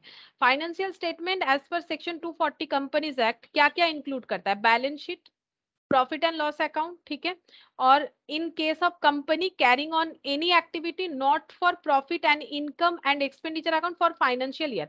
मतलब जो एनपीओ फॉलो करते हैं, मतलब अगर कोई नॉन प्रॉफिट ऑर्गेनाइजेशन है, ठीक है, उनको क्या बनाना पड़ेगा? Income and expenditure account. ठीक है, एनपीओ में इनकम एक्सपेंडिचर अकाउंट बनाया जाता है। ठीक है, और अगर कोई कंपनी है तो उसको पीएल बनाना पड़ता है, प्रॉफिट एंड लॉस, क्योंकि एनपीओ वालों को प्रॉफिट या लॉस बोलने का कोई राइट्स नहीं होता है। ठीक है, वो सरप्लस या डेफिसिट बोलते हैं, तो उनका अकाउंट होता है इनकम एक्सपेंडिचर। और जो कंपनी, मतलब जो एनपीओ नहीं है, उनका अकाउंट होता है profit and loss account. Cash flow statement बोला जाता है प्रिपेयर करने के लिए, ए statement of changes in equity if applicable. ठीक है, अगर इक्विटी में कोई चेंजेस हुआ है तो वो भी शो कर सकते हैं। ठीक है, any explanatory note annex to or forming part of the document referred. अच्छा, ये बोला है, ये हमें क्या करना है, कोई एक्सप्लेनेटरी नोट वगैरह है तो वो भी हम लोग, मतलब कोई अगर स्पेशल कुछ बात हुआ है तो उसको एक्सप्लेनेटरी नोट के थ्रू से उसे एनेक्स कर सकते हैं, ठीक है, मतलब उसको भी हम लोग दिखा सकते हैं। Provided that the financial statement with respect to one person company, small company and dormant company may not include the cash flow statement. किन कंपनियों को कैश फ्लो स्टेटमेंट नहीं बनाना पड़ता है? One person, small company, dormant company, ठीक है, इनको कैश फ्लो स्टेटमेंट प्रिपेयर करने का जरूरत नहीं है, ये भी बताया गया है। अच्छा, अब देखो यहाँ पर क्या बोल रहा है, it shall give a true and fair view of the state of affairs of the company as at the end of the year of the financial year, as at the end of the financial year, requisites of financial statement। financial statement क्यों बनाया जाता है? क्योंकि हमें true and fair view मिलता है company का जो भी affairs, state of affairs है उसके बारे में, इसीलिए financial statement बनाना चाहिए, ठीक है। और वो ऑडिटर को देके चेक करवाया जाता है ताकि जो है कंपनी को जो चला रहे वो किसी को धोखा ना दे सके, ना तो क्रेडिटर को, ना तो डेटर को, ना तो शेयर होल्डर को, क्योंकि शेयर होल्डर तो कंपनी में वो अपना एक्टिविटी नहीं कर सकते हैं ना, क्योंकि शेयर होल्डर तो कहीं भी हो सकते हैं, उनके लिए पॉसिबल नहीं है कंपनी का एक्टिविटी करना, ठीक है। तो इसीलिए सारे रूल्स बनाए गए हैं ताकि किसी को किसी तरह का लॉस ना हो, ठीक है, कोई किसी को चीट ना कर सके। प्रोविजंस एप्लीकेबल, देखो क्या क्या प्रोविजंस है, जैसे कि स्पेसिफिक एक्ट, हम बार बार बोल रहे थे, ये देखो ये सारे ऑर्गेनाइजेशन का नाम, जैसे कोई इंश्योरेंस कंपनी है, वो तुम लोग जो कंपनी अकाउंट्स पढ़ोगे या फिर 12 जिन लोगों का हो गया उन लोगों ने पढ़ा है, तो इंश्योरेंस कंपनी का जो पीएल होता है, बैलेंस शीट होता है, वो ऐसा नहीं होता है जैसे नॉर्मल कंपनी का होता है। बैंकिंग कंपनी का अपना अलग रूल्स है, और any company engaged in generation of supply of electricity, electricity company का अपना अलग रूल्स है। ये सब और अलग अलग फॉर्मेट होता है, ठीक है। ये सब होता है इंटर में, ग्रुप 2 में होता है, ठीक है, इंटर ग्रुप 2, ठीक है। इंटर में 2 ग्रुप होता है, ग्रुप 1, ग्रुप 2, जहां पर इंश्योरेंस, बैंकिंग कंपनी, ये सीए में है, लेकिन ये वाला अभी हटा दिया है, पहले था इलेक्ट्रिसिटी, लेकिन सीएमए कोर्स में ये तीनों ही है, ठीक है। जो भी हो, ये तो जस्ट मैंने ऐसे ही बोला, तो इनका अलग होता है रूल्स, ठीक है, मतलब जैसे इन फॉर्मेट वगैरह जो भी होगा इनका अलग होता है। Any other class of company for which a form of balance sheet or profit and loss account has been prescribed under the act governing such class of company, या फिर स्पेसिफिक एक्ट उन पे एप्लीकेबल हो सकता है वो सारे company के ऊपर जिनके ऊपर जो एक अलग क्लास ऑफ कंपनी माना जाएगा, जिनका अलग पीएल और बैलेंस शीट बनाने का अलग रूल्स प्रेस्क्राइब्ड है, तो वो उस रूल्स के अंडर अपना पीएल बैलेंस शीट प्रिपेयर कर सकते हैं, ठीक है। तो स्पेसिफिक एक्ट एप्लीकेबल हो सकता है in case of all other company. बाकी मतलब इंश्योरेंस, बैंकिंग और इलेक्ट्रिसिटी, और अगर कोई स्पेशल कंपनी है जिसपे कोई स्पेशल एक्ट लागू होता है, उसके अलावा सभी का बैलेंस शीट कैसे बनता है? As per form set out in part 1 of schedule 3 and statement of profit and loss account as per part 2 of schedule 3, ठीक है। तो बैलेंस शीट जो है वो कैसे बनेगा? बैलेंस शीट बनेगा, शेड्यूल 3 मेंटेन होता है, ठीक है, शेड्यूल 3 मेंटेन होता है जिसका पार्ट 1 है और पार्ट 2 है, ठीक है। शेड्यूल 3 के हिसाब से बाकी कंपनी अपना बैलेंस शीट पीएल बनाएगी, तो शेड्यूल 3 के पार्ट 1 के हिसाब से बैलेंस शीट बनेगा और शेड्यूल 3 के पार्ट 2 के हिसाब से पीएल बनेगा, ठीक है, ये पॉइंट। अच्छा, नेक्स्ट देखते हैं, compliance with accounting standard. Accounting standard को भी साथ साथ फॉलो करना है, जैसे मैंने एक तुम लोग को एग्जांपल दिया भी, AS2 as per 129 companies act it is mandatory to comply with accounting standard notified by the central government from time to time. तो सेंट्रल गवर्नमेंट अगर कोई भी एस में चेंजेस लाता है तो उसको फॉलो करना पड़ेगा, ठीक है, और उसके साथ एट पर होके ही हमें फाइनेंशियल स्टेटमेंट प्रिपेयर करना पड़ेगा। Schedule 3 of the companies act, ये कैसे होता है देखो, 129 companies act 2013, financial statement shall give a true and fair view of the state of affairs of company or companies and comply with the accounting standard notified under 1 section 133। तो इनको जो बनाना है बैलेंस शीट या profit and loss account, तो उनको as भी follow करना है, जो कि सेक्शन 133 में बताया गया है कि एएस को फॉलो करना है। और हमें सारे मतलब ऐसे फाइनेंशियल स्टेटमेंट को प्रिपेयर करना है जहां पर कंपनी के सारे अफेयर्स का हमें ट्रू और फेयर व्यू देखने को मिले। Shall be in the form और forms as may be provided for different class or classes of companies in schedule 3 under the act। तो देखो कैसे बनेगा बैलेंस शीट, अभी से ऐसे बैलेंस शीट बनाना है हमें। मतलब सिर्फ ये कंपनी के लिए एप्लीकेबल है, ठीक है, बाकी इंडिविजुअल के लिए ऐसा करना जरूरी नहीं है, पार्टनरशिप के लिए नहीं, वो सब के लिए टी शेप काफी है, ठीक है। यहाँ पर ऐसे बनेगा। तो फॉर्म ऑफ बैलेंस शीट दे दिया है, यहाँ पर नेम ऑफ द कंपनी दिया जाता है, बैलेंस शीट एज ऑन। तो नॉर्मली जब हम लोग क्वेश्चन करते हैं नेम ऑफ कंपनी ऐसे नहीं लिखते, हम लोग लिखते हैं, मान लो इन द बुक्स ऑफ लिख दिया, फिर लिख देते हैं बैलेंस शीट ऐसे, ठीक है। तो ये प्रॉपर फॉर्मेट है, इस तरह से बनता है। अब देखो कैसे बनेगा। यहाँ पर क्या दे रखा है, पहला हेडिंग आ जाएगा इक्विटी एंड लाइबिलिटीज बोल के, ये मेन हेडिंग है, क्योंकि हमें पता है कि बैलेंस शीट दो पार्ट में डिवाइडेड होता है, एक हो गया लाइबिलिटी, एक हो गया एसेट, ठीक है। तो यहाँ पर लाइबिलिटी को क्या बोला गया, इक्विटी एंड लाइबिलिटी, क्यों, क्योंकि यहाँ पर इक्विटी शेयर्स इशू करके से जो है कैपिटल जनरेट किया जाता है। अब इक्विटी शेयर्स क्या होता है वो मैंने बता दिया कि जब कंपनी का प्रोजेक्ट पढ़ के लोग उस पर पैसा लगाते हैं और इस चीज के लिए एग्री होते हैं कि मुझे प्रॉफिट मिले तो भी कोई प्रॉब्लम नहीं है, मुझे कोई लॉस मिले तो भी हम उसे एक्सेप्ट कर लेंगे, तो उसे बोला जाता है इक्विटी शेयर, ठीक है। तो इक्विटी एंड लाइबिलिटीज। अब शेयर होल्डर्स फंड आ जाएगा, ये तुम लोग को याद करना पड़ेगा, ठीक है, ये याद करना जरूरी है, अदरवाइज बैलेंस शीट नहीं होगा।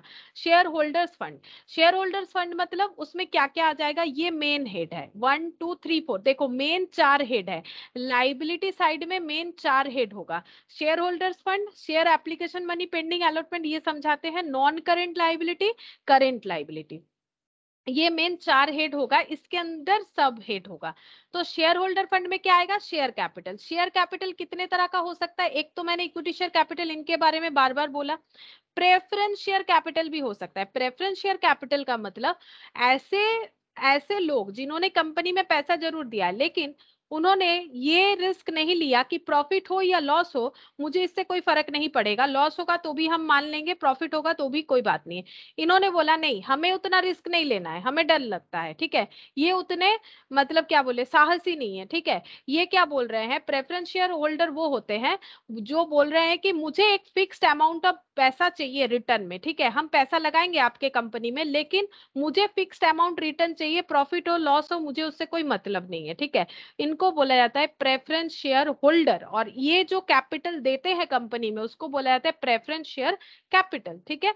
प्रेफरेंस शेयर कैपिटल उनसे जनरेट होता है जो प्रेफरेंस शेयर होल्डर होते हैं। प्रेफरेंस मतलब इनका जो है प्रेफरेंस, मतलब पहले इनको पेमेंट किया जाएगा, उसके बाद कुछ बचेगा तो इक्विटी शेयर होल्डर को, मतलब मान लो कंपनी का जो अर्निंग है, ठीक है, इसको क्या बोला जाता है, ईबीआईटी, ठीक है। ईबीआईटी का मतलब होता है अर्निंग बिफोर, ऐसे बोला जाता है, earning before interest and tax, ठीक है, ये होता है earning before interest and tax. फिर उससे क्या दिया जाता है, इससे दिया जाता है सबसे पहले इंटरेस्ट, ठीक है। क्या बचा, ईबीटी, अर्निंग बिफोर टैक्स, ठीक है। अब ये यहां से क्या दे देंगे, टैक्स दे देंगे, टैक्स देने के बाद जो बचेगा उसे बोलते हैं पैट, यानी प्रॉफिट आफ्टर टैक्स, ठीक है। ये हम लोग आगे डिटेल्स में पढ़ेंगे, ये हम समझाने के लिए बोल रहे हैं इक्विटी और प्रेफरेंस का। पैट हो गया प्रॉफिट आफ्टर टैक्स, यहां से पहले अब किसको दिया जाएगा, देखो बाहर वाले सभी को सब कुछ दे दिया, हम लोगों ने पहले ये देख लिया कि हमारा नेट प्रॉफिट क्या है, लेकिन वहां पर हम लोगों ने इंटरेस्ट और टैक्स का कैलकुलेशन नहीं किया था, तो सबसे पहले इंटरेस्ट दो, और जो पैसा बचेगा अब उसको प्रॉफिट मान के गवर्नमेंट हमसे टैक्स लेगा, तो टैक्स दे दिए। इसके बाद जो प्रॉफिट बचा वो तो हो गया कंपनी का खुद का। अब कंपनी किस में डिस्ट्रीब्यूट करेगी, उन लोगों में जिन्होंने कंपनी में पैसा लगाया। सबसे पहला आ जाएगा प्रेफरेंस शेयर कैपिटल के लिए, इनको क्या मिलेगा, इनको जो पेमेंट मिलता है प्रॉफिट का हिस्सा उसको बोला जाता है डिविडेंड, तो इनको डिविडेंड दे देंगे। इसके बाद अगर कुछ बचेगा तो इक्विटी शेयर वालों को मिलेगा। तो इनका बेनिफिट क्या है, तो सभी तो प्रेफरेंस शेयर बन सकते हैं, इक्विटी शेयर क्यों बने, क्योंकि प्रॉफिट ज्यादा होगा तो इनको ज्यादा मिलेगा। इनका ऐसा नहीं, इनका फिक्स्ड है, जैसे मान लो इन्होंने बोला हम 10% लेंगे, तो अगर कंपनी बहुत अच्छा चल रहा है फिर भी इन्हें 10% ही मिलेगा, इससे ज्यादा कम नहीं मिलेगा। और इक्विटी शेयर का क्या होता है, इक्विटी शेयर वालों का ऐसा नहीं होता है, इनको अगर कंपनी बहुत अच्छा अर्निंग कर रही है तो इनका अर्निंग भी बढ़ जाता है, और अगर कंपनी खराब परफॉर्मेंस कर रही है तो इनका भी जो है लॉस में चल सकता है, ठीक है, लॉस इनका भी हो जाएगा। लेकिन प्रेफरेंस शेयर होल्डर वाले लॉस नहीं लेते हैं, वो उतना रिस्क नहीं लेना चाहते हैं। रिस्क ज्यादा लोगे हाई रिटर्न मिलेगा, इक्विटी शेयर वाले रिस्क ज्यादा ले रहे हैं, रिटर्न हाई है। प्रेफरेंस शेयर वाले रिस्क कम ले रहे हैं, उनका रिटर्न भी कम है। नेक्स्ट है रिजर्व सरप्लस। रिजर्व सरप्लस मतलब जैसे कि कैपिटल रिजर्व हो गया, ठीक है। कैपिटल रिजर्व मतलब क्या, कोई एसेट वगैरह बेच के, मतलब जो नॉन ट्रेडिंग प्रॉफिट है, कैपिटल रिजर्व हो जाएगा। रिवैल्यूएशन रिजर्व हो सकता है, रिवैल्यूएशन करके एसेट को रिवैल्यूट करके जो प्रॉफिट होता है, that is revaluation reserve. Capital redemption reserve होता है, सीआरआर, जो कि प्रेफरेंस शेयर को रिडीम करते हुए जरूरत होता है। अलग अलग रिजर्व है, बहुत सारे नाम है, ठीक है। Money receipt against share warrant, ये वाला बता देते हैं, ठीक है। उतना मैंडेटरी नहीं है, फिर भी सुन लो। Money receipt against share warrant का मतलब ये होता है कि शेयर एप्लीकेशन का पैसा हम लोगों को मिल गया है, मतलब कंपनी को एप्लीकेशन, मतलब शेयर को जब इशू करती है कंपनी तो पैसा लेती है, ठीक है। मान लो पैसा तो मिल गया, लेकिन शेयर का अलॉटमेंट नहीं दिया। जैसे क्या हो गया, तुम लोग कॉलेज में जाना चाहते हो, तो तुम लोगों ने एक फॉर्म खरीद लिया, और उसको खरीदने का तुमने कॉलेज अथॉरिटी को एक पेमेंट किया, उन्होंने एक फॉर्म दे दिया, या फिर ऑनलाइन में भी करते हो तो फॉर्म सबमिट किया जाता है, तो उससे एक पेमेंट लिया जाता है। मतलब एप्लीकेशन का पैसा भर दियो, लेकिन इसका मतलब ये नहीं है कि तुम्हें कॉलेज में एडमिशन मिलेगा ही मिलेगा। इसीलिए तो 3-4 कॉलेज में ट्राई कर सकते हैं ना हम लोग। 3-4 कॉलेज में क्यों ट्राई करते हैं, क्योंकि हमें पता है कि उसका उनका कुछ रूल्स है, वो रूल्स के साथ अगर हम लोग एक्ट पर नहीं होंगे तो हो सकता है कि हमारा रिजेक्शन हो जाए, हमें दूसरे कॉलेज में जाना पड़े। इसीलिए हम लोग 3-4 जगह पे करते हैं। तो एप्लीकेशन भर दिया, अलॉटमेंट मतलब हमें कॉलेज में एडमिशन मिलेगा कि नहीं मिलेगा वो नहीं पता। उसी तरह से शेयर में भी ऐसा ही होता है कि एप्लीकेशन का पैसा मिल चुका है, ठीक है, लेकिन अलॉटमेंट मतलब शेयर का ओनरशिप, अलॉटमेंट अभी तक नहीं दिया। इस तरह के पैसे को हम लोग शेयर कैपिटल नहीं बोल सकते, इसीलिए इसका अलग हिट किया जाता है। ऐसा पैसा जो हमें मिला है एप्लीकेशन के थ्रू से, लेकिन उनका अलॉटमेंट पेंडिंग है, share application money pending allotment बोला जाता है। और ये हेड कहां पर आता है, शेयर होल्डर और नॉन करेंट लाइबिलिटी के बीच में आता है। प्रोफोर्मा बिल्कुल ऐसा ही होना चाहिए, ठीक है, इसमें चेंजेस बिल्कुल नहीं होना चाहिए। जैसे कि शेयर होल्डर फंड पहला, ये इसका उतना इंपॉर्टेंस नहीं है, ये तुम्हें क्वेश्चन में कहीं भी तुम लोगों को नहीं मिलेगा। ये पॉइंट है, तुम लोग को उसको बैलेंस शीट में दिखाना पड़ेगा, लेकिन क्वेश्चन अराइज हो सकता है दिमाग में, इसीलिए मैंने बोल दिया कि इसका मतलब क्या होता है। नॉन करेंट लाइबिलिटी इसके बाद आएगा। नॉन करेंट लाइबिलिटी में लॉन्ग टर्म बोरोइंग। अब लॉन्ग टर्म बोरोइंग का मतलब, बोरोइंग मतलब क्या होता है, लोन वगैरह। लॉन्ग टर्म मतलब मोर देन 12 मंथ्स के लिए जो लोन हम लोगों ने लिया है, तो जितने सारे लॉन्ग टर्म बोरोइंग है उसको हमें नोट्स टू अकाउंट्स में दिखाना पड़ेगा। जैसे मान लो एक लोन लिया गया है, मान लो एक लोन लिया गया है एसबीआई से, एक लोन लिया गया है पीएनबी से, तो इसका डिटेल्स हम लोग यहाँ पर नहीं लिखेंगे, इसका डिटेल्स नोट्स टू अकाउंट्स में लिखेंगे, जो नोट्स टू अकाउंट्स का बात एकदम स्टार्टिंग में आज किया था, और इसका टोटल करके यहाँ पर दिखाएंगे। ये प्रोफोर्मा है, ठीक है, शेड्यूल 3 का ये प्रोफोर्मा है। deferred tax liabilities, other long term liabilities, long term provisions, short term borrowing, trade payable मतलब creditor, ठीक है। short term borrowing मतलब ऐसे borrowing जो लेस देन 12 मंथ्स के लिए। Other current liability, current liability में जैसे मान लो आउटस्टैंडिंग सैलरी आ जाता है, ठीक है, आउटस्टैंडिंग रेंट आ सकता है। शॉर्ट टर्म प्रोविजन, ऐसे प्रोविजन जो हम लोगों ने शॉर्ट टर्म के लिए किया है, ठीक है। लॉन्ग टर्म प्रोविजन ऊपर था, ठीक है। करेंट लाइबिलिटी, अब ऐसे करके टोटल हो गया लाइबिलिटी। अब एसेट साइड में मेनली कितना हेड होगा, 2 हेड, नॉन करेंट और करेंट, ठीक है। नॉन करेंट में क्या क्या आ जाएगा, जो फिक्स्ड एसेट होता है, अभी उसका नाम चेंज करके किया गया है पीपीई, प्रॉपर्टी प्लांट इक्विपमेंट, ठीक है। इसके अंडर आ जाएगा इंटेंजिबल, ठीक है। प्रॉपर्टी प्लांट इक्विपमेंट एक्चुअली ये टेंजिबल का पार्ट है, इंटेंजिबल आ जाएगा। कैपिटल वर्क इन प्रोग्रेस मतलब ऐसा काम जो अभी तक कंप्लीट नहीं हुआ है, जैसे अंडर कंस्ट्रक्शन कोई बिल्डिंग वगैरह है, तो ये कैपिटल वर्क इन प्रोग्रेस हो जाएगा। इंटेंजिबल एसेट अंडर डेवलपमेंट मतलब कोई सॉफ्टवेयर वगैरह जो है वो डेवलप कर रहा है, तो इंटेंजिबल एसेट अंडर डेवलपमेंट, ये भी नॉन करेंट एसेट हो जाएगा। फिर देखो non current investment, deferred tax assets यहाँ पर। फिर देखो लॉन्ग टर्म लोन्स एडवांसेस, अगर हम लोगों ने किसी को लोन दिया है तो वो हमारे लिए एसेट, इसीलिए लोन है, एसेट साइड में आया है। Other non current asset, current asset में करंट इन्वेस्टमेंट हो सकता है, इन्वेंट्रीज यानी स्टॉक हो सकता है, ट्रेड रिसीवेबल यानी debtor, cash and cash equivalents मतलब कैश और कैश जैसा कुछ, ठीक है। जैसे कि मार्केटेबल सिक्योरिटीज होता है, मतलब शेयर, शेयर में पैसा लगाओगे, जब चाहो उसे बेच के कैश बना सकते हो, ठीक है। आज मान लो टाटा का एक शेयर होल्ड कर रखे हो, टाटा मोटर्स का, उसे बेच दिया तो वो ऑटोमेटिकली कैश जनरेट हो जाएगा, तुरंत हो जाता है, ठीक है। तो इसीलिए कैश इक्विवेलेंट का मतलब वो होता है। Short term loans and advances, अगर हम लोगों ने शॉर्ट टर्म पीरियड के लिए किसी को लोन दिया है या किसी को एडवांस किया है पैसा। Other current asset, current asset में जैसे प्रीपेड कुछ भी एक्सपेंसेस वगैरह वगैरह हो जाता है वो। तो ये डिटेल्स जब क्वेश्चन करोगे और भी समझ में आ जाएगा, अभी जस्ट पॉइंट मैंने बता दिया। लेकिन हाँ, एसेट का 2 हेड, नॉन करेंट, करेंट, ठीक है, और लाइबिलिटी का 4 हेड, जिसमें सेकंड वाला तुम लोग को याद रखने का उतना नेसेसरी नहीं है। Share holders fund, non current liability, current liability, ये पैटर्न लेकिन फॉलो करना पड़ेगा। शेयर कैपिटल में ये देखो, शेयर कैपिटल में हमें क्या क्या पता होना चाहिए। Number and amount of share authorised, authorised का मतलब है कंपनी को ये लिखवाना पड़ता है अपने मतलब एओए में, आर्टिकल ऑफ एसोसिएशन में, कि वो कितना शेयर जो है, कितना कैपिटल मार्केट से वो रेज करवा सकती है, ठीक है, इसका भी रूल्स है। तो उस रूल्स के हिसाब से उसे लिखना पड़ेगा, उसके पास क्या अथॉरिटी है मार्केट से पैसा जो है वो प्रोक्योर करने का, ठीक है। तो number and amount of share authorised, कितना अथॉरिटी है, the number of shares which are issued. अब मान लो कंपनी के पास अथॉरिटी, वो 1000 शेयर इशू कर सकती है 100 रुपए वाला, यानी वो मार्केट से 100 और ये हो गया 1 लाख रुपीस वो प्रोक्योर कर सकती है। इससे ज्यादा ही होता है, 1 लाख के लिए कौन कंपनी बनाएगा, हम जस्ट एग्जांपल दे रहे हैं, ठीक है। इसमें से कंपनी ने सोचा हम अभी 800 शेयर ही इशू करेंगे और 800 इंटू 1000 यानी 80,000 कैपिटल रेज करेंगे, तो ये हो गया इशू, ठीक है। लेकिन जरूरी नहीं है कि कंपनी ने 800 शेयर सोचा मार्केट में इशू करने का और 800 शेयर ही सब्सक्राइब्ड हो गया, ऐसा नहीं होगा, जरूरी नहीं है, ठीक है। तो सब्सक्रिप्शन कितने तरह का होता है, फुल्ली सब्सक्राइब मतलब 800 में 800 ही सब्सक्राइब हो गया, और एक हो सकता है अंडर सब्सक्राइब, ठीक है, 800 में 700 सब्सक्राइब हुआ, ठीक है, और एक हो सकता है ओवर सब्सक्राइब, ओवर सब्सक्रिप्शन भी हो सकता है। ओवर सब्सक्रिप्शन का मतलब होता है कि एक्चुअली बीट किया जाता है, ठीक है। ये प्रोसेस हम लोग सेकेंड चैप्टर में पढ़ेंगे कि किस तरह से शेयर को इशू किया जाता है, किस तरह से आईपीओ इशू होता है, ठीक है।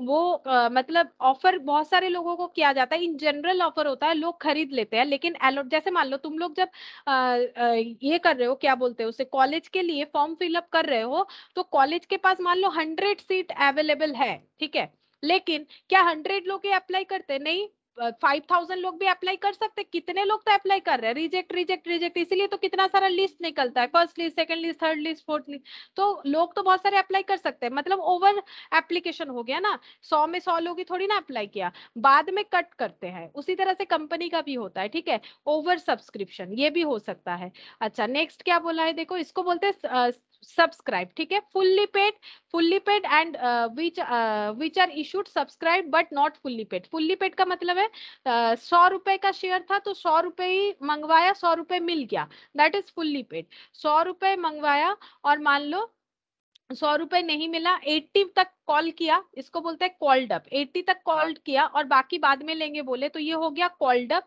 इसको हम लोग बोलेंगे अनपेड, इसको हम लोग बोलेंगे अनपेड, ठीक है। और ये फुल्ली पेड, अगर जितना पैसा मांगा था पूरा मिल गया तो फुल्ली पेड, ठीक है। अगर फुल्ली पेड भी हो सकता है और पार्टली पेड भी हो सकता है, इसको हम लोग पार्टली पेड बोलेंगे।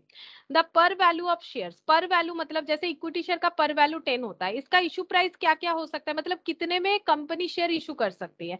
कंपनी जो है इसका पर वैल्यू पे भी इशू कर सकती है, प्रीमियम पे भी कर सकती है, मतलब मोर देन 10 रुपीज, और जो है डिस्काउंट में भी कर सकती है, अगर कोई नया कंपनी है तो वो डिस्काउंट में शेयर इशू कर सकता है, ठीक है, डिस्काउंट में शेयर इशू कर सकता है। एक्चुअली वो खुद ब खुद लिस्टेड होता है, नया कंपनी पहले आईपीओ इशू करता है, उसका बैंडविड्थ वगैरह होता है, और उस हिसाब से जो है वो कंपनी शेयर जो है ऑटोमेटिकली वो पब्लिक के बीट के हिसाब से डिसाइड किया जाता है, मतलब वो ऑटोमेटिक उस हिसाब से डिसाइड होता है कि वो डिस्काउंटेड में लिस्टेड होगा कि प्रीमियम में होगा, ठीक है। वो हम लोग इंटरेस्टिंग है, वो हम लोग पढ़ेंगे नेक्स्ट वाले चैप्टर में।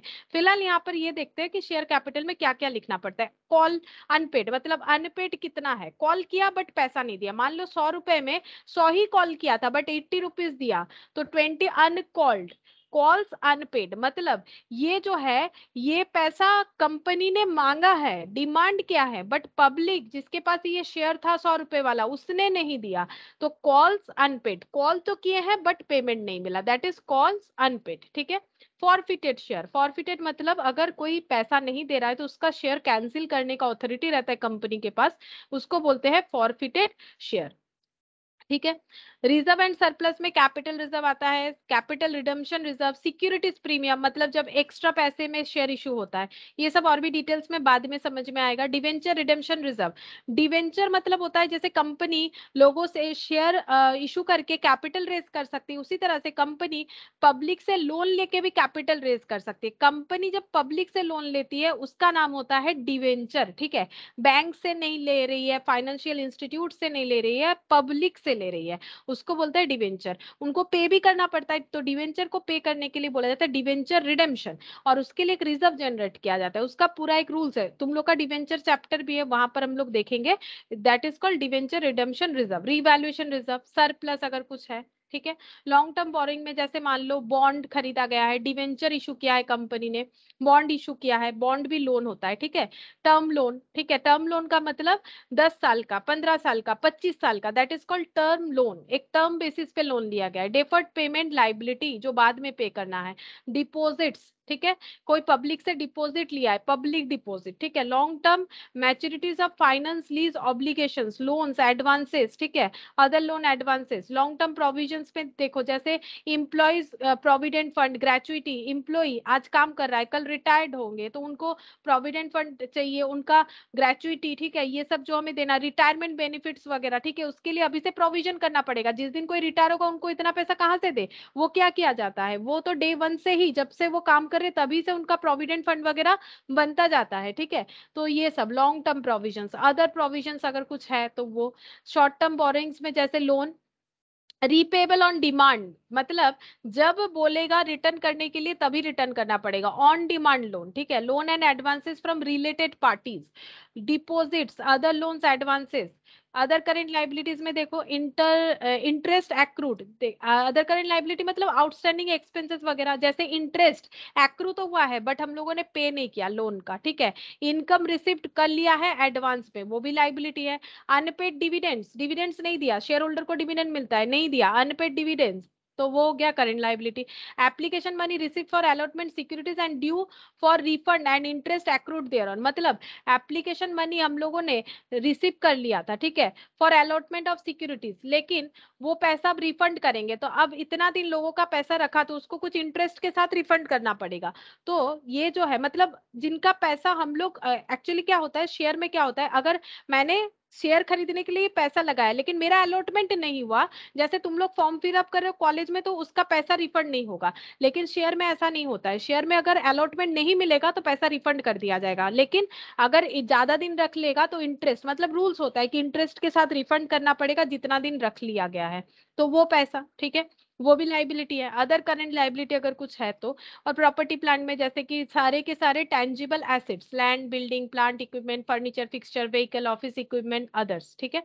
Detail report showing additions, disposal, acquisition through business combination and other adjustment and amount related to depreciation, impairment, losses, revaluation should be provided for each class of asset. यहाँ पर बोला है कि एसेट का क्या क्या हमें रिपोर्ट करना पड़ेगा, अगर कोई एसेट खरीदा है, कोई एसेट बेच दिया, एडिशन, डिस्पोजल, एक्विजिशन, ठीक है। एडिशन मतलब मान लो एक बिल्डिंग जो है वो 2 स्टोरीड है, उसे 3 स्टोरीड बना लिया, एडिशन, ठीक है। एक्विजिशन मतलब नया कुछ खरीद लेना, through business combination and other adjustment, अगर मान लो कुछ और एडजस्टमेंट हुआ है, and amount related to depreciation कितना है, इम्पेयरमेंट लॉसेस कितना है, रिवैल्यूएशन कुछ किया है तो क्या कितना हुआ है, तो हर क्लास ऑफ एसेट के लिए हमें ये बताना पड़ेगा। ये सब ना AS10 में बताया गया है, ठीक है, AS10 में इसका डिटेल्स बताया गया है। इंटेंजिबल में goodwill, brand, trademark, computer software, mining rights, publishing titles, copyright, patent, other intellectual property rights, service, operating rights, licence, franchisee, recipe, models, ठीक है, डिजाइन, फॉर्मूला, प्रोटोटाइप्स, अदर्स, ठीक है, ये सारे चीजों का हो गया। देखो इंटेंजिबल ये सब पता है तुम लोगों को, ठीक है। नॉन करेंट इन्वेस्टमेंट में देखो ये सब लिस्ट दे रखा है, investment in property, equity instrument, equity share में मतलब एक कंपनी दूसरे कंपनी के शेयर में भी तो इन्वेस्ट कर सकती है, प्रेफरेंस शेयर में इन्वेस्ट कर सकती है, गवर्नमेंट और ट्रस्ट सिक्योरिटी पे इन्वेस्ट कर सकती है, डिवेंचर और बॉन्ड पे, म्यूचुअल फंड पे, पार्टनरशिप फर्म पे, अदर नॉन करेंट इन्वेस्टमेंट, ठीक है। तो इन्वेस्टमेंट इतने तरह का हो सकता है। Long term loans and advances देखो, कैपिटल एडवांसेस, सिक्योरिटी डिपॉजिट, जैसे कोई सिक्योरिटी डिपॉजिट किया वो भी क्या हो गया, एडवांसेस हो गया, ठीक है। Loan and advances to related parties, other loans and advances, ठीक है। अगर कोई स्पेसिफिक नेचर का लोन एडवांसेस है, secured considered goods, the above shall also be sub classified also, मतलब लोन को सिक्योर्ड अनसिक्योर्ड इस तरह से क्लासिफाई कर सकते हैं, ठीक है। सिक्योर्ड करवा सकते हैं, मतलब मॉर्गेज करवा सकते हैं। मान लो एक लोन लिया और उसके बदले कंपनी का जितना भी एसेट्स था उसको मॉर्गेज रख दिया, तो वो लोन देने वाले के लिए सिक्योर्ड हो गया। और अगर कुछ भी मॉर्गेज वगैरह नहीं रखा तो वो अनसिक्योर्ड हो जाएगा, ठीक है। डाउटफुल। करंट इन्वेस्टमेंट में देखो, इन्वेस्टमेंट इन इक्विटी इंस्ट्रूमेंट, वही सारी चीजों को बोला है। करंट इन्वेस्टमेंट मतलब लेस देन 12 मंथ्स के लिए हो जाएगा, ठीक है। इन्वेंट्रीज क्या क्या चीजों का स्टॉक हो सकता है, रॉ मटेरियल अगर कोई मैन्युफैक्चरर है, वर्क इन प्रोग्रेस मतलब अगर कोई प्रोडक्ट मैन्युफैक्चरर है तो उसका कुछ ना कुछ प्रोडक्ट तो वर्क इन प्रोग्रेस में रह ही सकता है, मतलब semi finish goods, stores and spares, finished goods, loose tool, stock in trade, goods in transit, others, ठीक है। कैश एंड कैश इक्विवेलेंट में balances with bank, bank balance जो है वो कैश होता है। चेक, ड्राफ्ट, देखो चेक, चेक जैसे कैश तो नहीं है, लेकिन चेक को जैसे ही हम लोग उसको डिपॉजिट करेंगे बैंक में जाके तो वो कैश बन जाएगा, ठीक है। यानी कि ये कैश इक्विवेलेंट हो गया, कैश इन हैंड, या फिर अदर्स कुछ है तो, जिसमें मैंने एक एग्जांपल दिया था मार्केटेबल सिक्योरिटीज, ठीक है।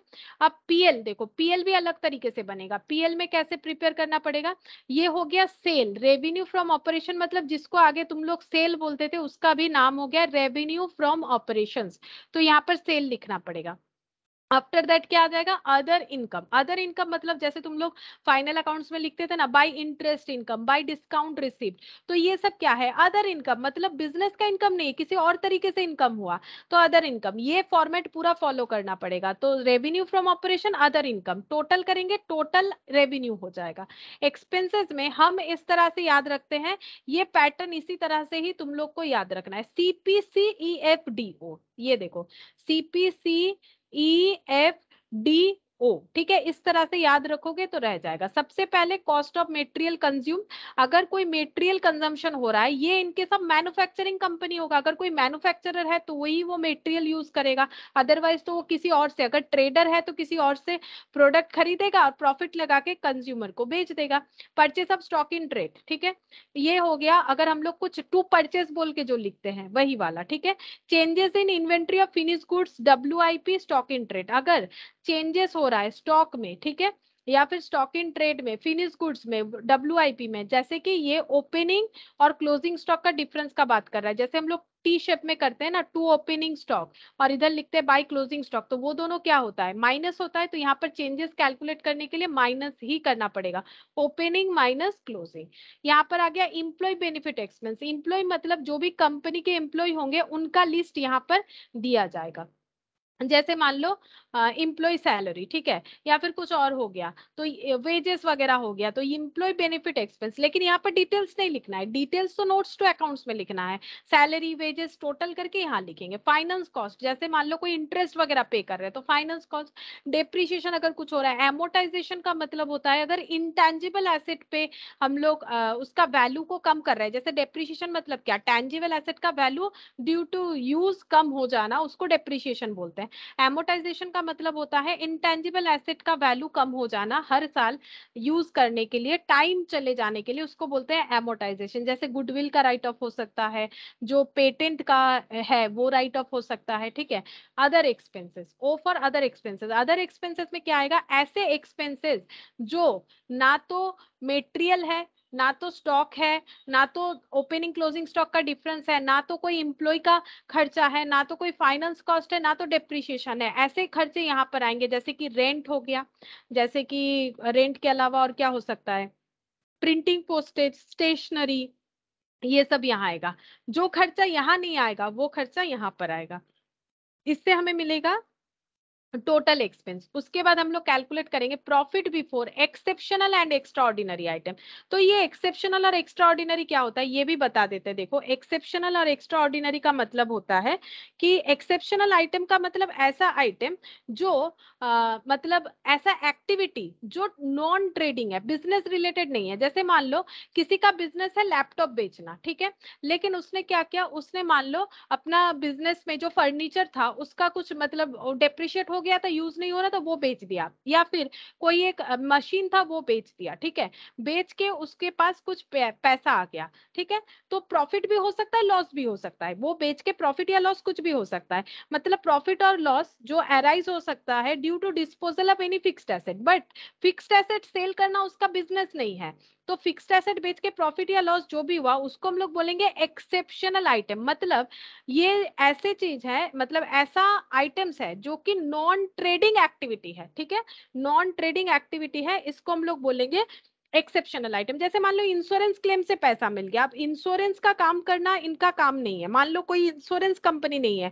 फिर इंश्योरेंस कंपनी के लिए इंश्योरेंस का प्रीमियम वगैरह वो उसका अर्निंग होता है, ठीक है, लेकिन कंपनी का कोई इंश्योरेंस क्लेम जो है वो मैच्योर हो, उसका पैसा मिल गया, तो ये हो गया एक्सेप्शनल आइटम, ठीक है। और एक्स्ट्रा ऑर्डिनरी आइटम का मतलब ये होता है ऐसा आइटम जो ऑर्डिनरी बिजनेस से रिलेटेड है ही नहीं, ठीक है, ऑर्डिनरी बिजनेस से रिलेटेड है नहीं, उसको हम लोग बोलेंगे एक्स्ट्रा ऑर्डिनरी आइटम। जैसे मान लो कोई एक कंपनी अपने सब्सिडियरी कंपनी या एसोसिएटेड कंपनी का जो इन्वेस्टमेंट है वो बेच दी, ठीक है, ए एक कंपनी है, वो बी कंपनी उसका सब्सिडियरी कंपनी, ए कंपनी का बी कंपनी सब्सिडियरी कंपनी है, ए कंपनी क्योंकि बी को कंट्रोल कर सकता है, बी का एक इन्वेस्टमेंट था वो इसने बेच दिया, इसको बोलेंगे एक्स्ट्रा ऑर्डिनरी आइटम, ठीक है। वैसे इस पे आता नहीं है क्वेश्चन, लेकिन तुम लोग देखोगे तो सोचोगे क्या है, इसलिए मैंने बताया, ठीक है।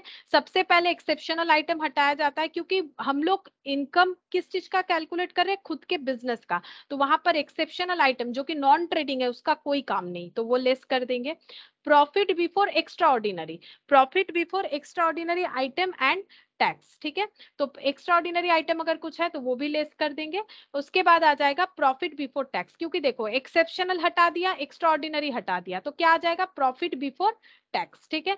तो प्रॉफिट बिफोर टैक्स के बाद हम लोग क्या लेस करेंगे, टैक्स लेस कर देंगे, टैक्स लेस करने के बाद आ जाएगा profit for the period, profit आ जाएगा, ठीक है।